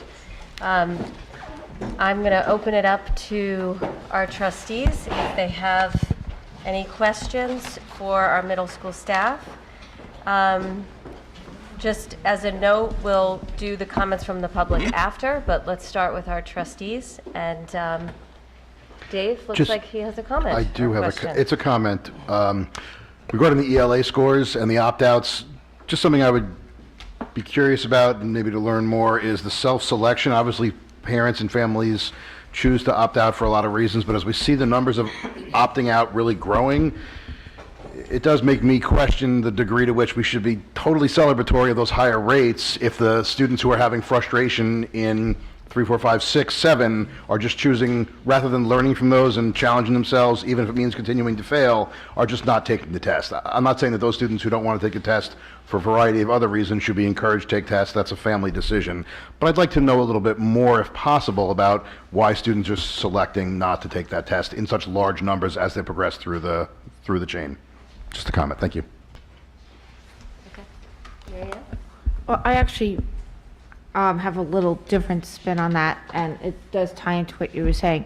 So it's very encouraging and interesting to me that you're taking this data that you're getting and using it on a global level to see how you can achieve better instruction, and on an individual level where you're really focusing on the areas that a specific child may need to improve, because that's going to help them down the road. It's also encouraging that you're not teaching to the test, but teaching the skills required to do well on the test. And I'm wondering if we need to do a better job in conveying to the parents what we're utilizing the test for, and would that result in greater participation? Because having gone through the system when the testing first came in, it was really perceived very differently, because it was really geared towards what were the needs of the child. It was identifying children who were falling through the cracks or just needed some additional support. And when it got tied into the whole APPR, which, you know, the tests really weren't designed to evaluate teachers. They were designed to target children's needs, right? Identify children's needs. And I really think that the way you've explained it to me tonight, that you're embracing what the tests are supposed to be used for, not what they've been now used for. So if we could convey that to the parents, I don't know if that would have a positive effect, but couldn't hurt. And I don't know how you do that, but It's a really good point. Elementary principals as well, to make sure that we're communicating with our parents how we use that information to target instruction for improvement in the future. Sarah? First and foremost, thank you guys. That was terrific and really interesting, and I'm almost surprised how much I got out of it. It was fantastic. Thank you. I am concerned, though. I don't want the board to, through speculating, create any misconceptions about what's going on with opt-out in our district. We don't have much data on who opts out, right? We do have, Dr. Melnick gave us that report the first year that we had the big bump up in the opt-out numbers, because at that point, we did have data. These kids opted out. This year, we had a lot of kids who opted out in 1 year who had not opted out the year before, and contrary to a lot of perceptions, it was more kids who had previously scored 3s and 4s were opting out in the next year than lower scores. And of course, we have a huge group of parents who are very concerned that the law still exists that ties teacher performances to these tests, and that's not how they want their teachers evaluated. And as much as I think our district has preserved the integrity of our curriculum, parents are concerned that the curriculum gets warped when you have that situation. It's critical to them that we be able to maintain the kind of education that our kids are getting. So, sure, we can say, you know, we'll use the test in a lovely way, but there's a lot going on with that movement that doesn't really have to do with what we're doing here. Rich, did you have a comment? Rich, did you have a comment? No, I appreciate the presentation. It was actually very well done. Is the question, more procedural question?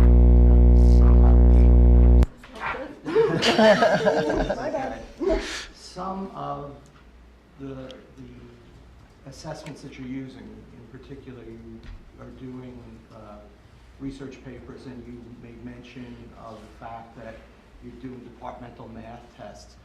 Are they being scored in committee? How are the students getting feedback on these? Are the kids getting these tests back to learn from? Or I'm just concerned, questioning the procedure. Definitely. The tests are, they're created as a team, and they actually go through several revision processes before the tests are given to the kids to ensure that it encompasses a fair distribution of what we intend to measure. Then, before the test is given, the team, the entire grade level team that created it together, undergoes a process of assigning point values and why certain things should be, are we grading this holistically, or are we giving this many points? So they're graded consistently to one another. And then after the teachers all collect it, as they, I have to commend the teachers because I don't think they particularly were thrilled about this at first, but as they grade, they also track on a separate spreadsheet exactly an item analysis for all the students, so that it goes to one central teacher from the department. That teacher accumulates all of the data, and she identifies the trends and patterns, and they have a meeting about that. And then that informs the instruction to the kids. The kids receive the feedback on the tests. Sometimes the tests, the teachers are highlighting specific areas on the test where the kids had trouble, so the kids are asked to reflect exactly what part of their process went wrong. So it's a pretty comprehensive shared common assessment process. For the research paper briefly, we made an interdisciplinary project for the research, so we had a lot of the research on the historical litigation done by the social studies classroom teachers, and a lot of the writing occurred within the English classrooms. And then there was crossovers where they were doing writing in social studies as well as English. The idea was that they had multiple teachers that could give them feedback on their work, whether it was their process, their research, their writing, and how they were forming their arguments. And they were, rather than like getting a project and then turning it at the end and waiting for feedback. We designed moments throughout the research journey, or at the end of a thesis statement, they would get a feedback. As they began to create, or the research questions, they got feedback on how their question was. Was it too broad, too narrow? Then if they wrote a claim, they looked at that again. And they looked at their reasons, and then as they began to write the paper, then we got feedback on how they were doing so far. So we designed, because this was one of their first full experience of the research paper in 7th grade, we designed moments throughout the journey where the teachers were giving feedback, the students were also given time to reflect on how well are they doing in setting goals for themselves. Then, as they continue, and also for going forward with research. So the process was to give them feedback throughout the journey. So at the end, it wasn't going to be a surprise of how they did, but a sense of where did they end up and how much growth has gone on for them from beginning to end of the journey. Okay. Thank you. Herman. So a very impressive presentation, and what is clearly a top-notch middle school has become an even more top-notch middle school.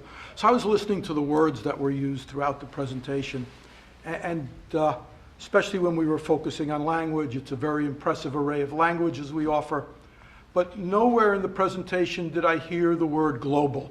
And really my question to you is, in a much more global world, with a much more inextricably interwoven planet, how global are we? Are we really preparing students for a world that has changed and that is very different than the world that many of us grew up in? That's a great point. So with respect to the foreign language department, I know that some of the actual intercultural competency ICANN statements that teachers develop within their curriculum are goals that teachers are working on. So within a particular unit of instruction, if students are focusing on not only linguistic ICANN statements, but they're also focusing on intercultural ICANN statements. So can they understand the point of view of an author or a speaker from another country and understand why that point of view is such and compare it to their own point of view. Okay. That's just one example of how it's done in an isolated foreign language classroom. I agree with you that on a whole in education, but particularly with grades 6 through 8, we do have a little bit more work to do with respect to broadening our approach to global mindedness. So that is definitely something that we'll be looking at. I shared a little bit that we're going to be really revamping our advisory experience next year. And one of the things that we'll be doing is taking these things that we do on different days and months and weeks and really trying to embrace them throughout the entire 180-day curriculum. And one of those things will be global mindedness and creating global citizens. So there's a lot of work to be done. Great, thank you. Okay. All right. Well, I'll just make a couple of comments. I was very, very pleased to see that you're continuing the E3 tradition in the schools. And I'm very impressed with the K through 12 work that you're doing in both math and English. I think and social studies, it's terrific. It's something that's going to benefit our students throughout the years. It's interesting to see how the test scores have changed as the Common Core has been implemented, and wouldn't it have been nice if they implemented that slowly over time so that all kids could have experienced that in a positive manner. But I'm very pleased to see what's happening at the middle school. I'm also very happy to see that the prep time for test prep is not 6 weeks, but 3 weeks. And happy that you are teaching them test-taking skills and focusing on that in the classroom with students, because that will serve them throughout their life. But more importantly, much, much more importantly, that there's authentic learning going on in the classrooms, outside the classrooms, in the music rooms, in the language rooms, everywhere that kids are doing this. I'm really pleased to see that. And I think that's it. I'll leave my comments where it is. So thank you all very much. I'll ask you to just stay a little bit. We're going to open up to comments from the public. And I'll ask if we could start the comments with comments about or questions about middle school so that we can go through that and then let our staff get off to prepare for their next day. Is that all right? Okay. So comments from the public regarding the middle school presentation. Anybody? Going once. Please. I thought it was really great. Can you? Pooja Veer, Sarah Seacliff. I was very excited my kids are going to eventually end up there, so for me it was a great thing to learn and to see how enthusiastic the learning is in the middle school. I was a little, when you guys were giving a presentation, I had some questions about, I love that we're focusing and helping the kids that definitely need the extra support and we have those pullouts. I also wanted to see what we're doing for the kids that are interested in getting more, if they have that opportunity, if they're interested in getting more, if they're showing the ability to have more. But I saw toward the end of the presentation that you guys are addressing some of those things, and I'll find out more once we get there, but it's great. Thank you so much for sharing that. Yeah, can you come up? Thank you. Thank you, Pooja. Lauren, should we see Glenn Head? So, yes. I have another comment, but I did want to say something. I have to say I haven't been in this room in quite a while. And the first time I was in this room changed my life forever. Right about where Rob is sitting, I met Lori Nimmo for the first time. And when I was looking to buy my home, the home I'm in now, I was leaving Manhasset, and everybody said I was crazy to do it. She spent 2.5 hours with us walking around the school, and when I left here, I said, we're buying the house, and our kids are being raised in this community. People ask me why I spend so much time advocating for the school. That's exactly the reason, because they've given me back much more than I can ever give them. And that's not just the elementary school, Glenn Head, Lori, it's the middle school, Seth, all of you guys. It's, again, it's not the numbers, it's the heart. It's the giving each child, regardless of what their interests or talents are, a place to excel. That's what made it special. That's what made it different than Manhasset, and that's what continues to make it, in my opinion, one of the best school districts in the world. Thank you. So I wanted to say that part of my comment before you guys left, and then I'll just, if no one else is going to talk, I can go into the rest. Or Let's just let them Sure. take off. So again, thank you. If you choose, you're welcome to. I'm It was dismissing your staff. It I'm was sorry. It's your meeting.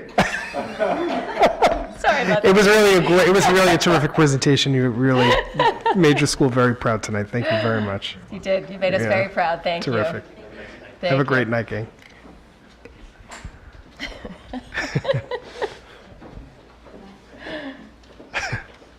Okay. That was really impressive. That's It great. was. It was great. Okay, so let's move on to comments from the public.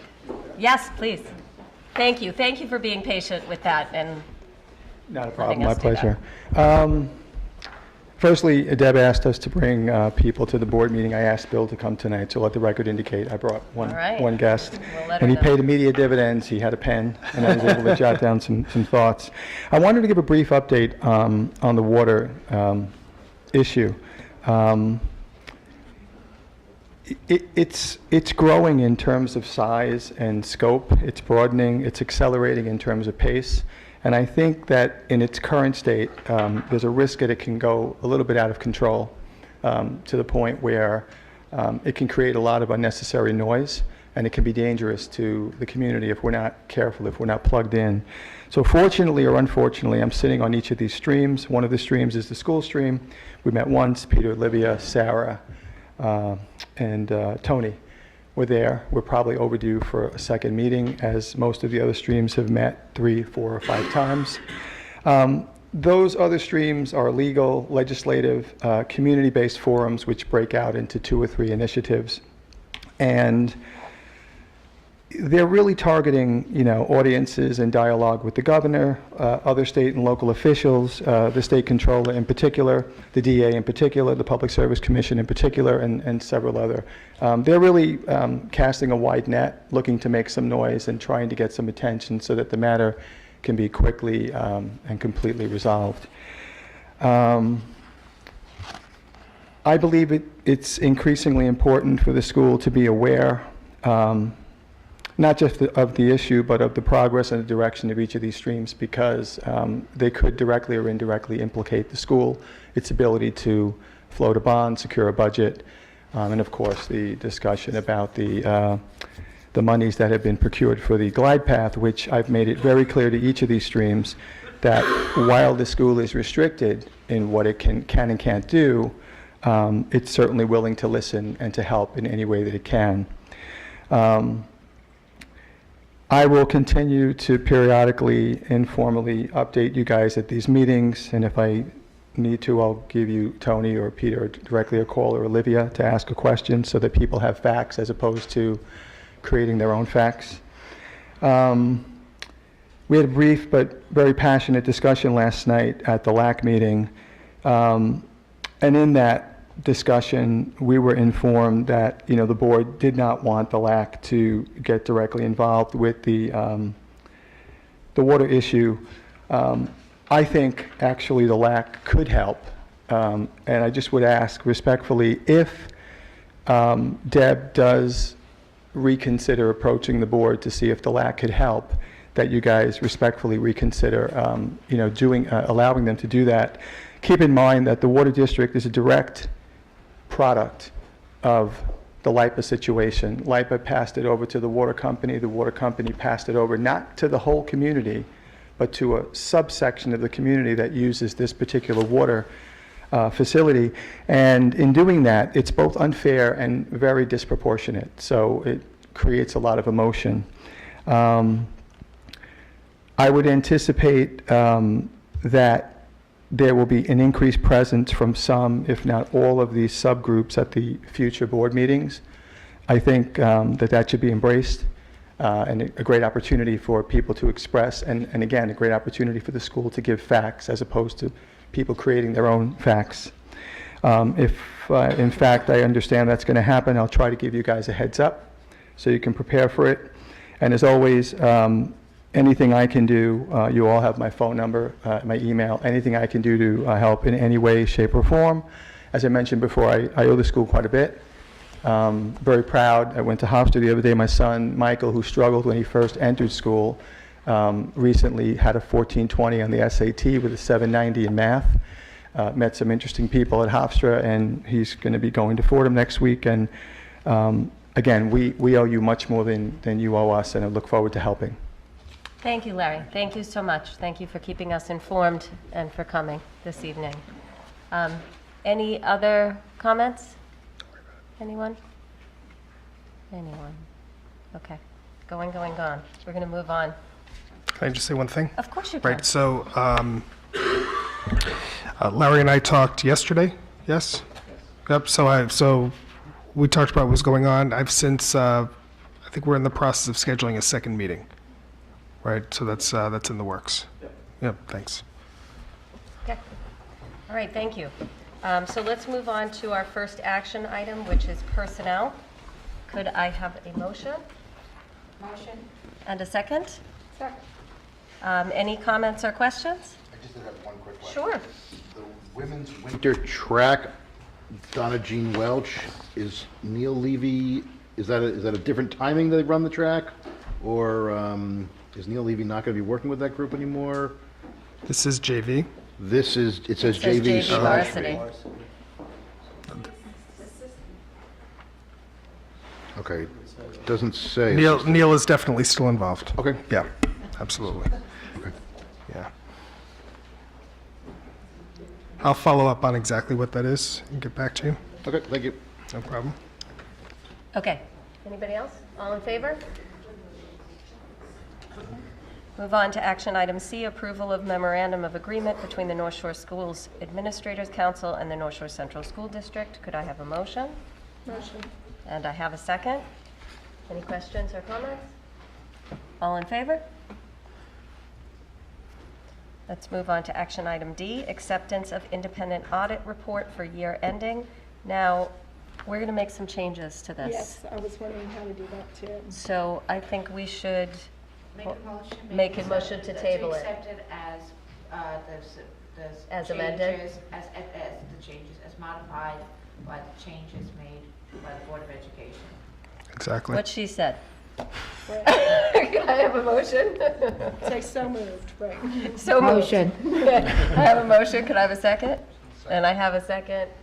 Any other comments about accepting it as the changes that were made by the Board of Education with the auditors? All in favor? Okay. Thank you. Tony, just if they could send us the revised letter, so we Yes, have that. of course. Of course. Yes. Boards, please. Yep. I think Olivia and Peter, you'll be working with them. The on two revising places that. where we strike the phrase was straightforward, but that first instance is a little Absolutely. fuzzier about what we're Right, doing.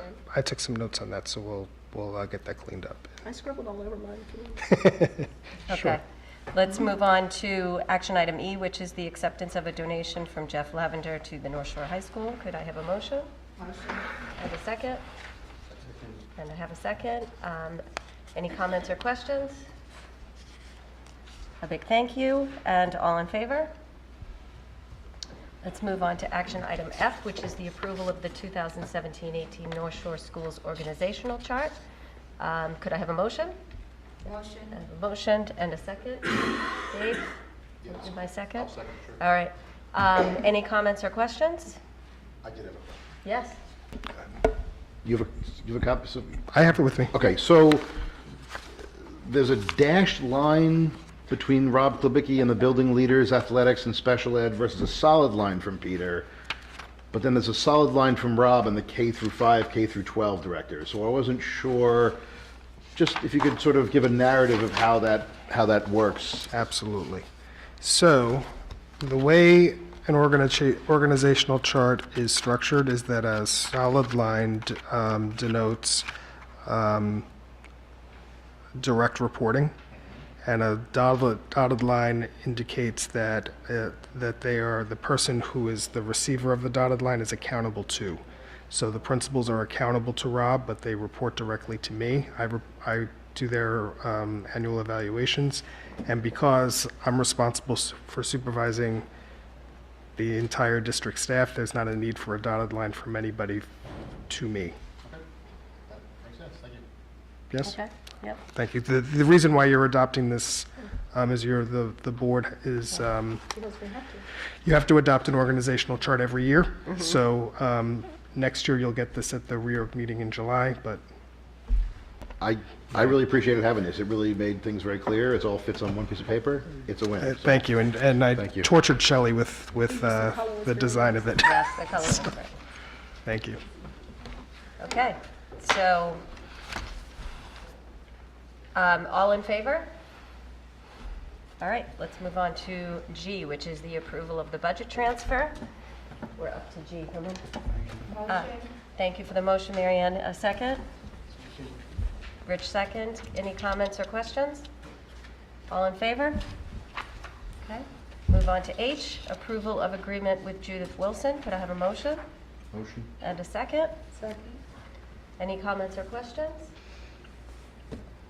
All in I favor? had Yes, one- sure. Some background on Judith Wilson? Sure. So Judith is is the retired superintendent from the Princeton schools in New Jersey. And she's been, in her retirement, she's been serving as a consultant to various districts building strategic plans. So she actually built my strategic plan with me in my former district. So you remember that one-page plan on a page? That she was the one who helped me to pull all that together. And since then, she's worked with, I think, 5 or 6 other districts on strategic plans. She's very skilled. And just one other thing, I did notice on the agreement there, I didn't see any kind of quantification of hours. I mean, it seems like there's a lot going into it, but is there any maximum hours that she's invested? No. Start to finish, one flat fee. Okay, great. Okay, so that was action item H. All in favor? Thank you for that. Action item I, approval of agreement with Sid Jacobson Jewish Community Center, the JCC. Could I have a motion? And a second? Second. Okay, thank you, Herman. Thank you for getting this solved, Peter. We appreciate it. You're welcome. It's not just, Any it was a com- team effort. It was a team effort. Any comments or questions? Yeah, Trustee Russo was very helpful in getting this done for us. Thank you, Trustee Russo. You're welcome. All in favor? Okay, let's move on to action item J, which is the approval agreement with the Anderson Center for Autism. Could I have a motion? Motion.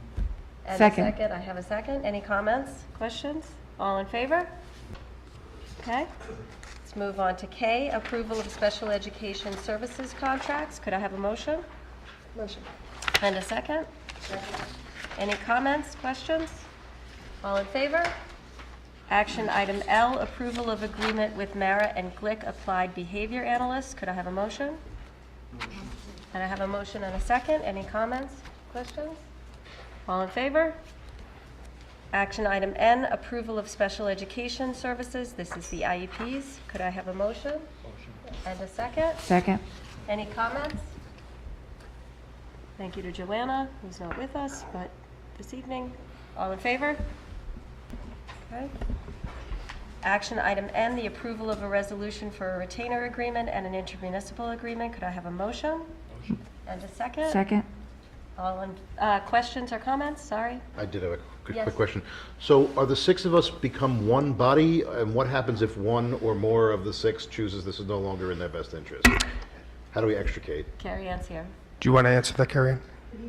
Hi, Carrie Ann. The way that the agreement will provide, if there are going to be all parties, it would be shared equally. So in the event one comes out, it would still be shared equally by the remaining. Okay, so if we leave, it's still their contract, and if one of them leaves, we just up our percentage accordingly. That would be correct. Thank you. You're very welcome. Okay. Any other questions? All in favor? Okay, let's move on to comments from the public.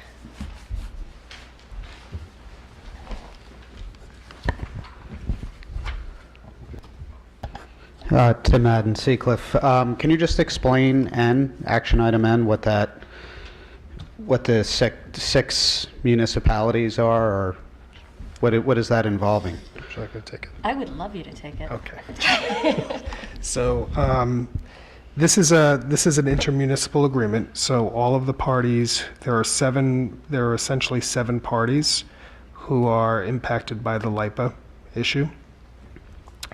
And what this is an agreement to hire a lobbyist for the executive branch. So the lobbyist that we currently have a lobbyist on contract to lobby the legislature, and this is specifically targeted for the governor. So are you able to say who the other parties are? Am I allowed to say who the other parties are yet? Not all parties can. Okay, So no, so not yet. sorry. Can you say whether is it school districts or is it? Four school districts. 4 school districts, okay. Yes, please. No, I'd love you to. Should the board proceed on this evening, there would be, after this evening, 3 school districts so far and 1 village. Thank you, Tim. Okay. And then I have a question concerning action item C, which is the memorandum of agreement with the administrators union. Can you explain what the agreement is? I know I think their contract expired in 2016. It did. And so are there any changes to the existing contract and in terms of pay scale or anything like that? And Yes. what's the duration of it? So the duration, Now that's approved, we can post it. correct. Oh, yeah, We can post it. we will be posting it. So the duration of the contract is 4 years. It commences on July 1, 2016, so it goes back a year, and it concludes on June 30, 2020. The salary increment increases for the contract are for 2016-17, it was 1%. 17-18 is 0.5%. 18-19 is 1%, and 19-20 is 1.5%. So that it basically mirrors the teacher's contract that was just Exactly. signed? Okay. Yes, exactly. All right. Thank Okay. you. Thank you. You're Thank welcome. you. Anybody else? Okay, let's move on to old business. Old business? Yes. LAC. Oh, thank you. So there are a couple things going on with LAC the other night. One is the night that we're going to hold, we're looking at holding the legislative night. Apparently Wednesdays are not good evenings for our legislators. So we are looking at Thursday, January 18th as the proposed date, with February 1st as a backup date for inclement weather. The LAC committee asked me to bring it to your attention to make sure that that was okay with all of you, subject to, being able to procure appropriate facilities in the district. Thursday, February 1, you're saying? Thursday, January 18th, with February 1 as a backup date for inclement weather. So I would think that, Peter, you need to check it. I mean, it looks fine. I have all the district events on my calendar, you so I do? don't see anything here. Okay. So it should be okay, but we'll double check. We did check the district calendar, and I think Cheryl Brown was going to ascertain if we had an auditorium available for utilization. Obviously, we don't have to make the decision on the spot, but I wanted to know that is the dates they're looking for. Of course, they will have to follow up with the legislators and see if they're available on that date as well, but we wanted to make sure there was nothing that was, an impediment for them proceeding at looking at that date. Doesn't appear so. Okay.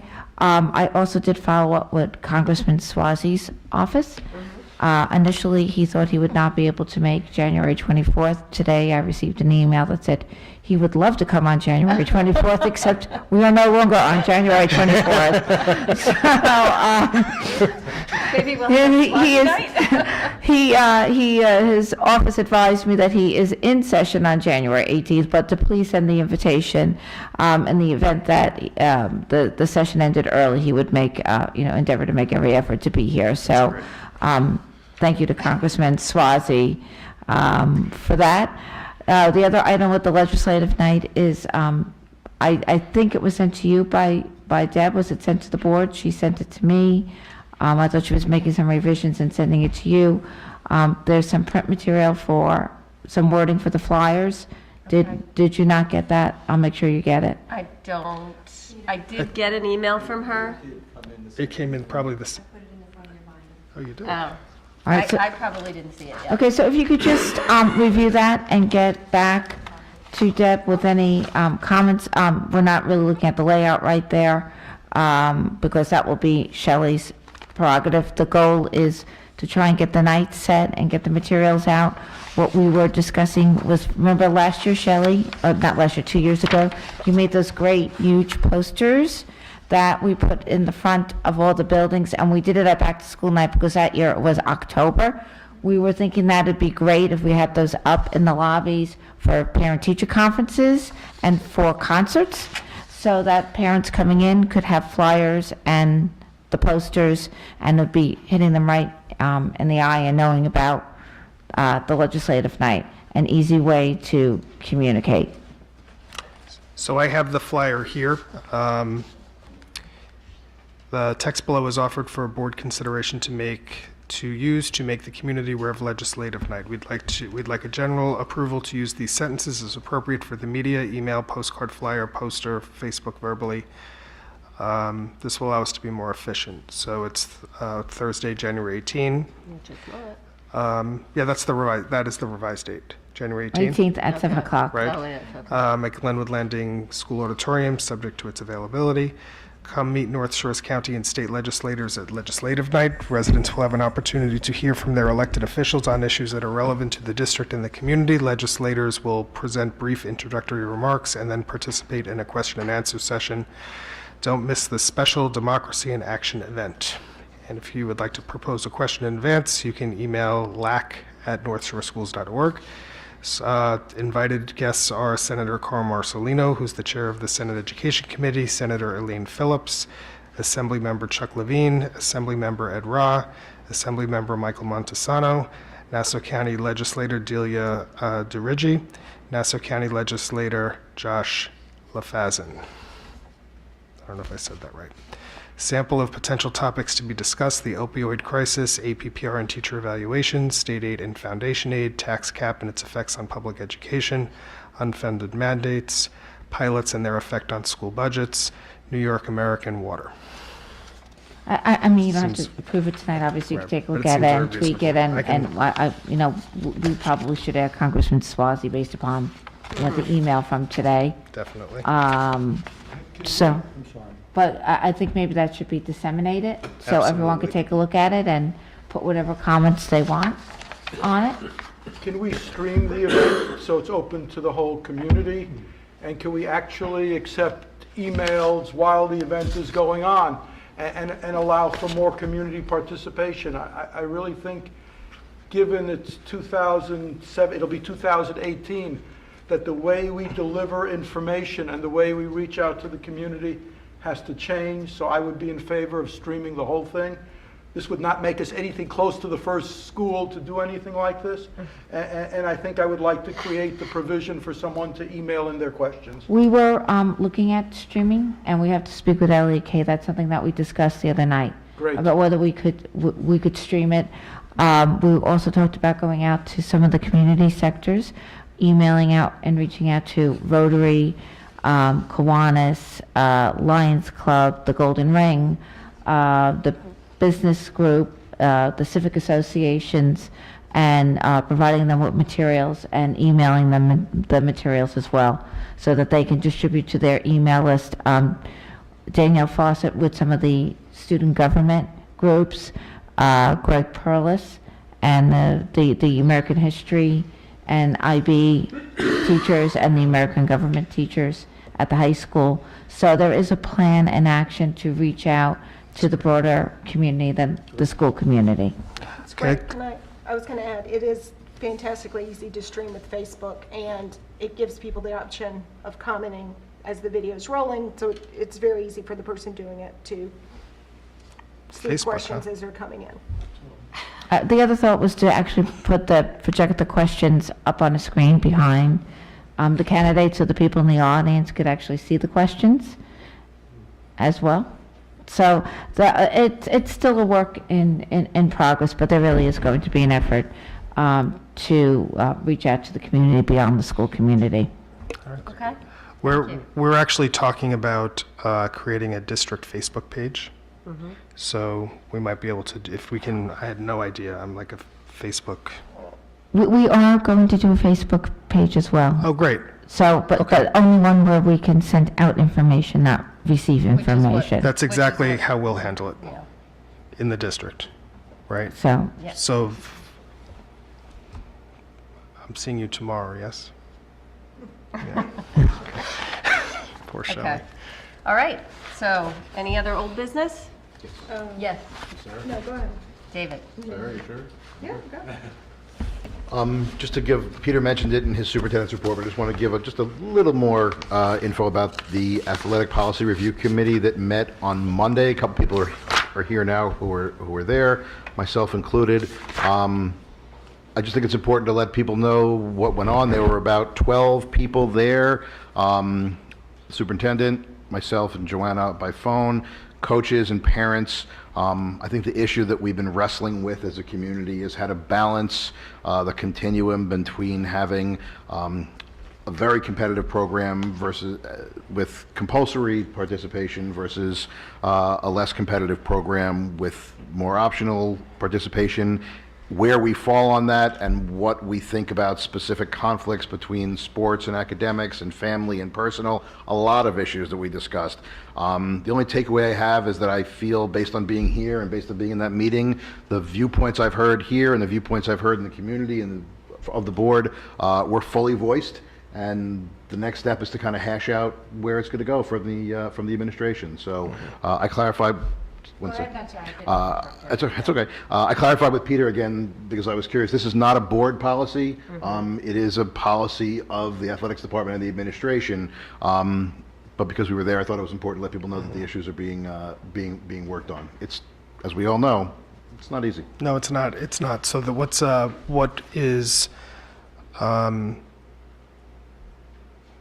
we're trying to sort through in a way that is consistent and fair is how to build in a level of discretion that the coach can have with their student athletes to make sure that they have the ability to participate in the sport, but also,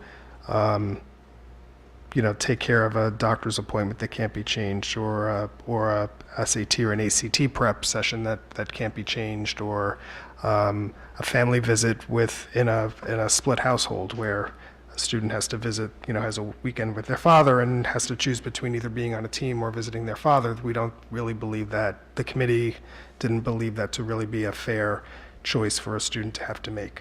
So Same with, the fine and performing arts. So if there's something happening with a musical and something happening with an athletic event, that the coach and the music director would be able to work out something so the student wouldn't be penalized for being able to access the things that are important to them. Okay. All right. Thank you. Dave. Follow up on something that Dave said.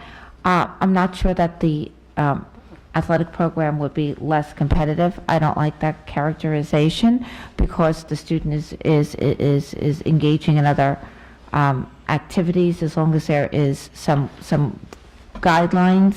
I'm not convinced that results in a less competitive program. I also wanted to share with you, since you are involved in this, a recent experience I had. So the last week in October, we went to visit my son at the University of Pittsburgh, and he was fortunate enough, as was my daughter, to engage in 3 different trips, 2 music tours, and the Latin trip to Italy. And while we were in the Carnegie Museum, he was talking about all the things that he learned in Latin, the architecture. They were Roman and Greek, and we got to this mold of the doors at Florence, of the cathedral in Florence, St. Catherine's Cathedral in Florence.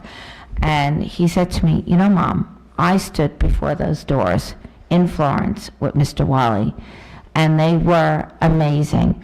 So and he is, he's a double major in theatrical and in the classics. So he's taking history of art and ancient Greek civilizations. He will be taking his Latin again.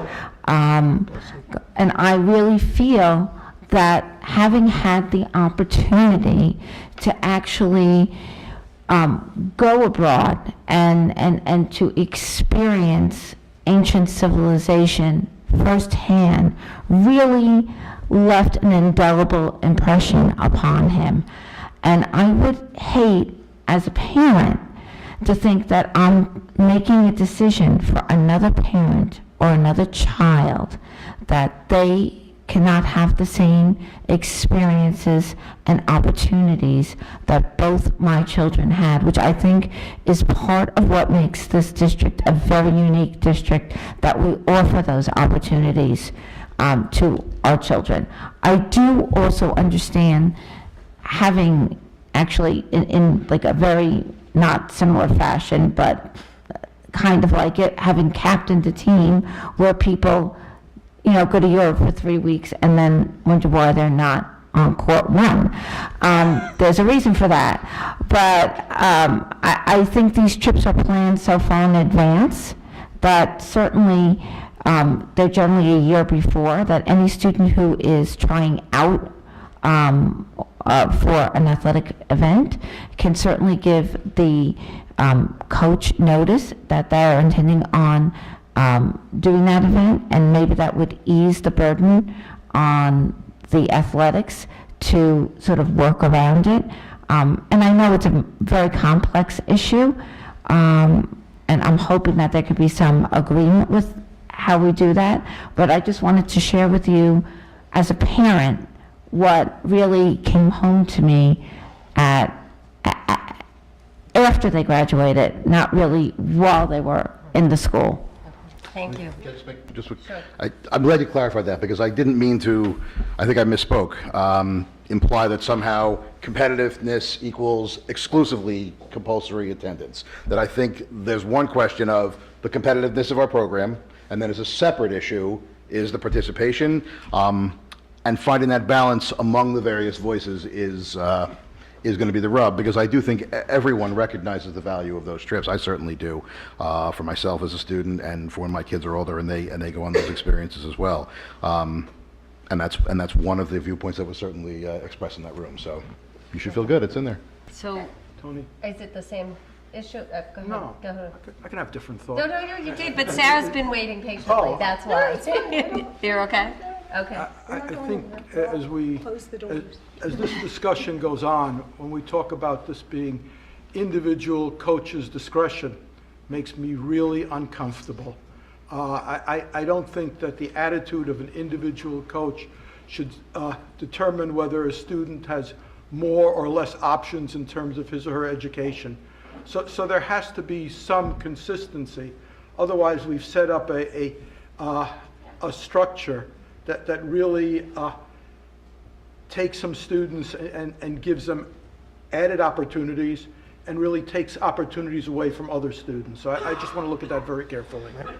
Yeah, we absolutely agree. Okay. All right, let's move on. Sarah, comments? More old business? Yes, more old business, because you told me that at our last meeting that I was to speak about the water bill under old business every time we met on that. I did tell you.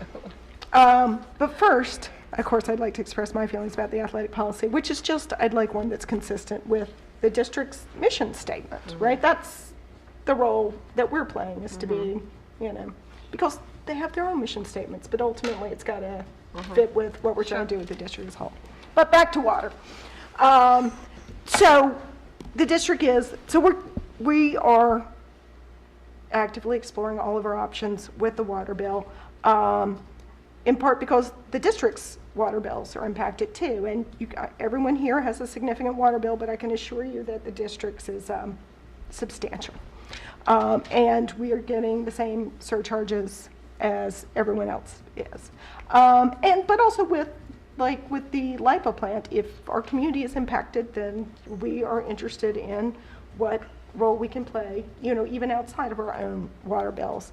And I think part of the role that we need to play just right now is the information piece, what the district's been doing, because there is just a lot of talk everywhere about the water bills and the role of the district. First and foremost is, of course, that the district has been spending the money we received for the LIPA glide path to manage and control the tax levy. So when you voted last May, there was that slight reduction in the tax levy because we were using $1 million of this LIPA money. Unfortunately, though, of course, even with a large reduction in the tax levy, right, which has a significant impact on the school district budget, it doesn't mean anyone's individual taxes are going to go down at all. Town of Oyster Bay went up 11% or so last year. Your neighbors are going to protest their assessments, and you're going to get part of their bill. You're going to have shifts between the four tax classes, right, which are really just going to swamp these other things that are happening. And of course, a cut, decrease in the tax levy just doesn't impact everyone equally. The largest payers are going to be the ones that benefit the most. So ironically, that would actually be the water company. But LIPA obviously received an enormous reduction in their assessment, and I don't think anybody's electric bills went down.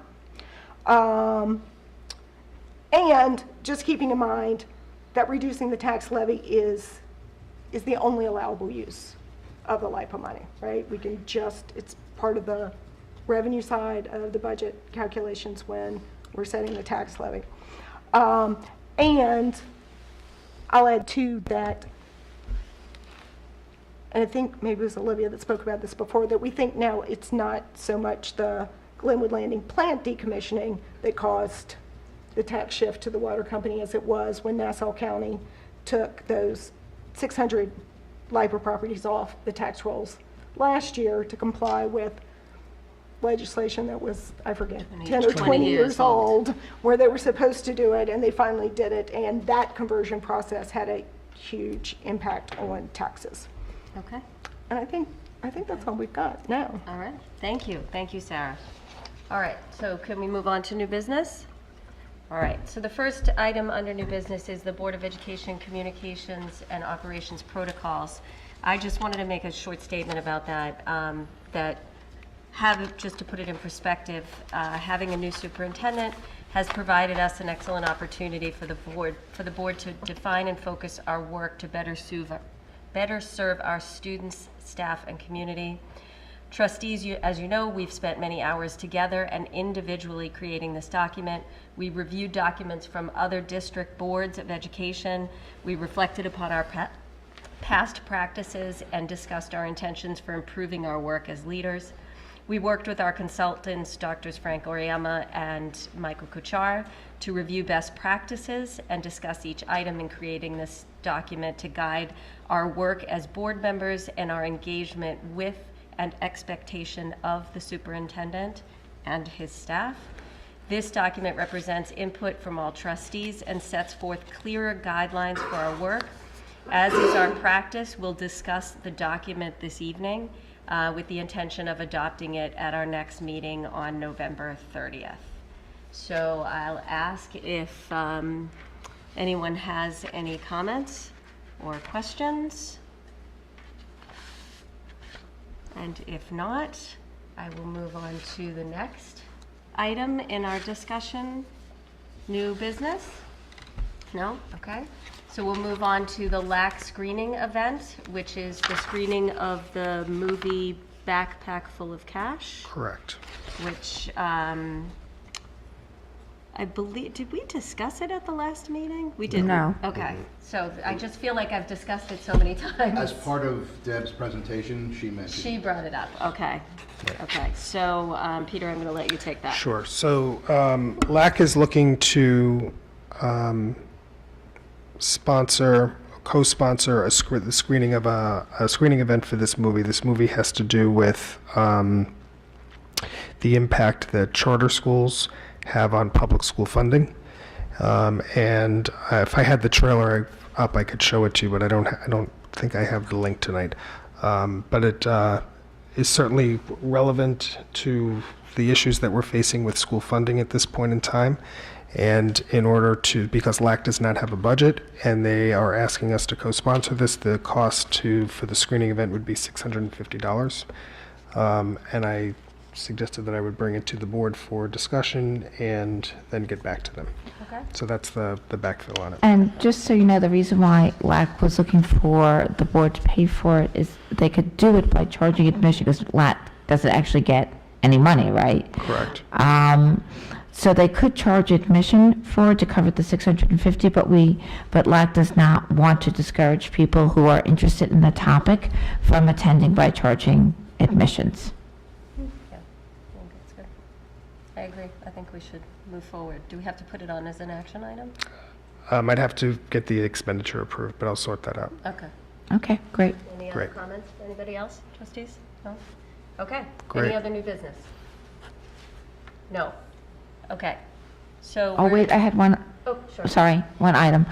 And I actually emailed Peter before the board meeting. So there was a question regarding substitute teachers raised to me by someone within the community. The concern was, we adopt every year, as you know, an hourly rate of pay for substitute teachers. And there had been a concern expressed to me that our rate that we adopt for substitute teachers was lower than other districts in the North Shore of Long Island, and it was negatively impacting the quality of substitute teachers that we were getting, as well as being able to procure substitute teachers sufficient for other teachers to do their testing or whatever needed to be done, attend field trips, etc. And there was a second question about from a community member about the process for obtaining leave replacements, longer-term substitutes other than the per diem substitute. Great. So I can answer the substitute question, and then Rob is prepared to answer the recruiting question. So the question came up around, is our sub rate lower than other places, and does that impact our ability to secure subs? So I went to the clearinghouse data that we get from Nassau County, looked, there were 29 districts that reported sub pay of the districts in the county. The average for the 29 districts was $116.09 per day. Of those 29 districts that reported, only 5 had a higher rate of pay than North Shore. Ranging, the highest was $159.51, and then it was $159.22. Oh, no, I'm sorry, 161 was the highest. So 161 was the highest, that was Farmingdale. Great Neck was 159.51. Plainview Old Bethpage, 159.22. Port Washington, 133. And then there were, in BOCES, Nassau BOCES was 143.26. And then there were a couple of other districts that were at 130, and then it dropped down to as low as about 95 in the district. So I don't think that that is necessarily the reason based on that. So I think our subrate is competitive with other districts. I think the substitute issue is an issue that every district, every superintendent that I talk to, probably the same for you guys, it's a challenge finding high quality subs. Does it vary by subject matter? Is there any discretion? So it is No. one set rate regardless? One set rate regardless, yes.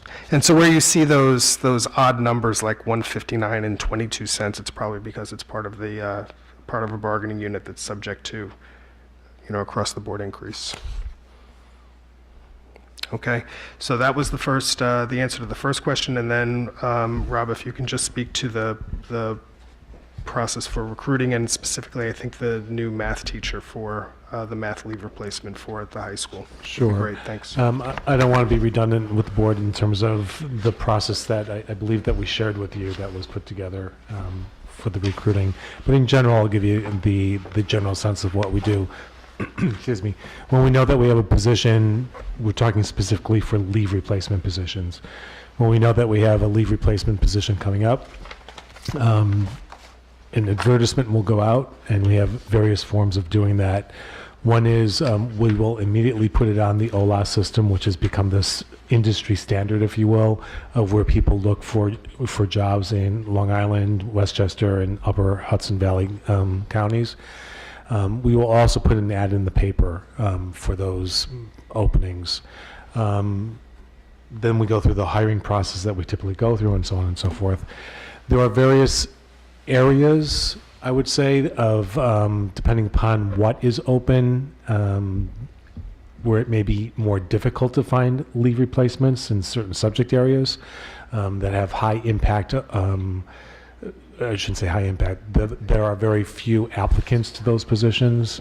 As you could imagine, sciences, particular sciences being one of them, extremely difficult to find leave replacements in physics, in various other subject areas. Math is also a difficult one to find, particularly in the higher math levels. It's very difficult to find teachers.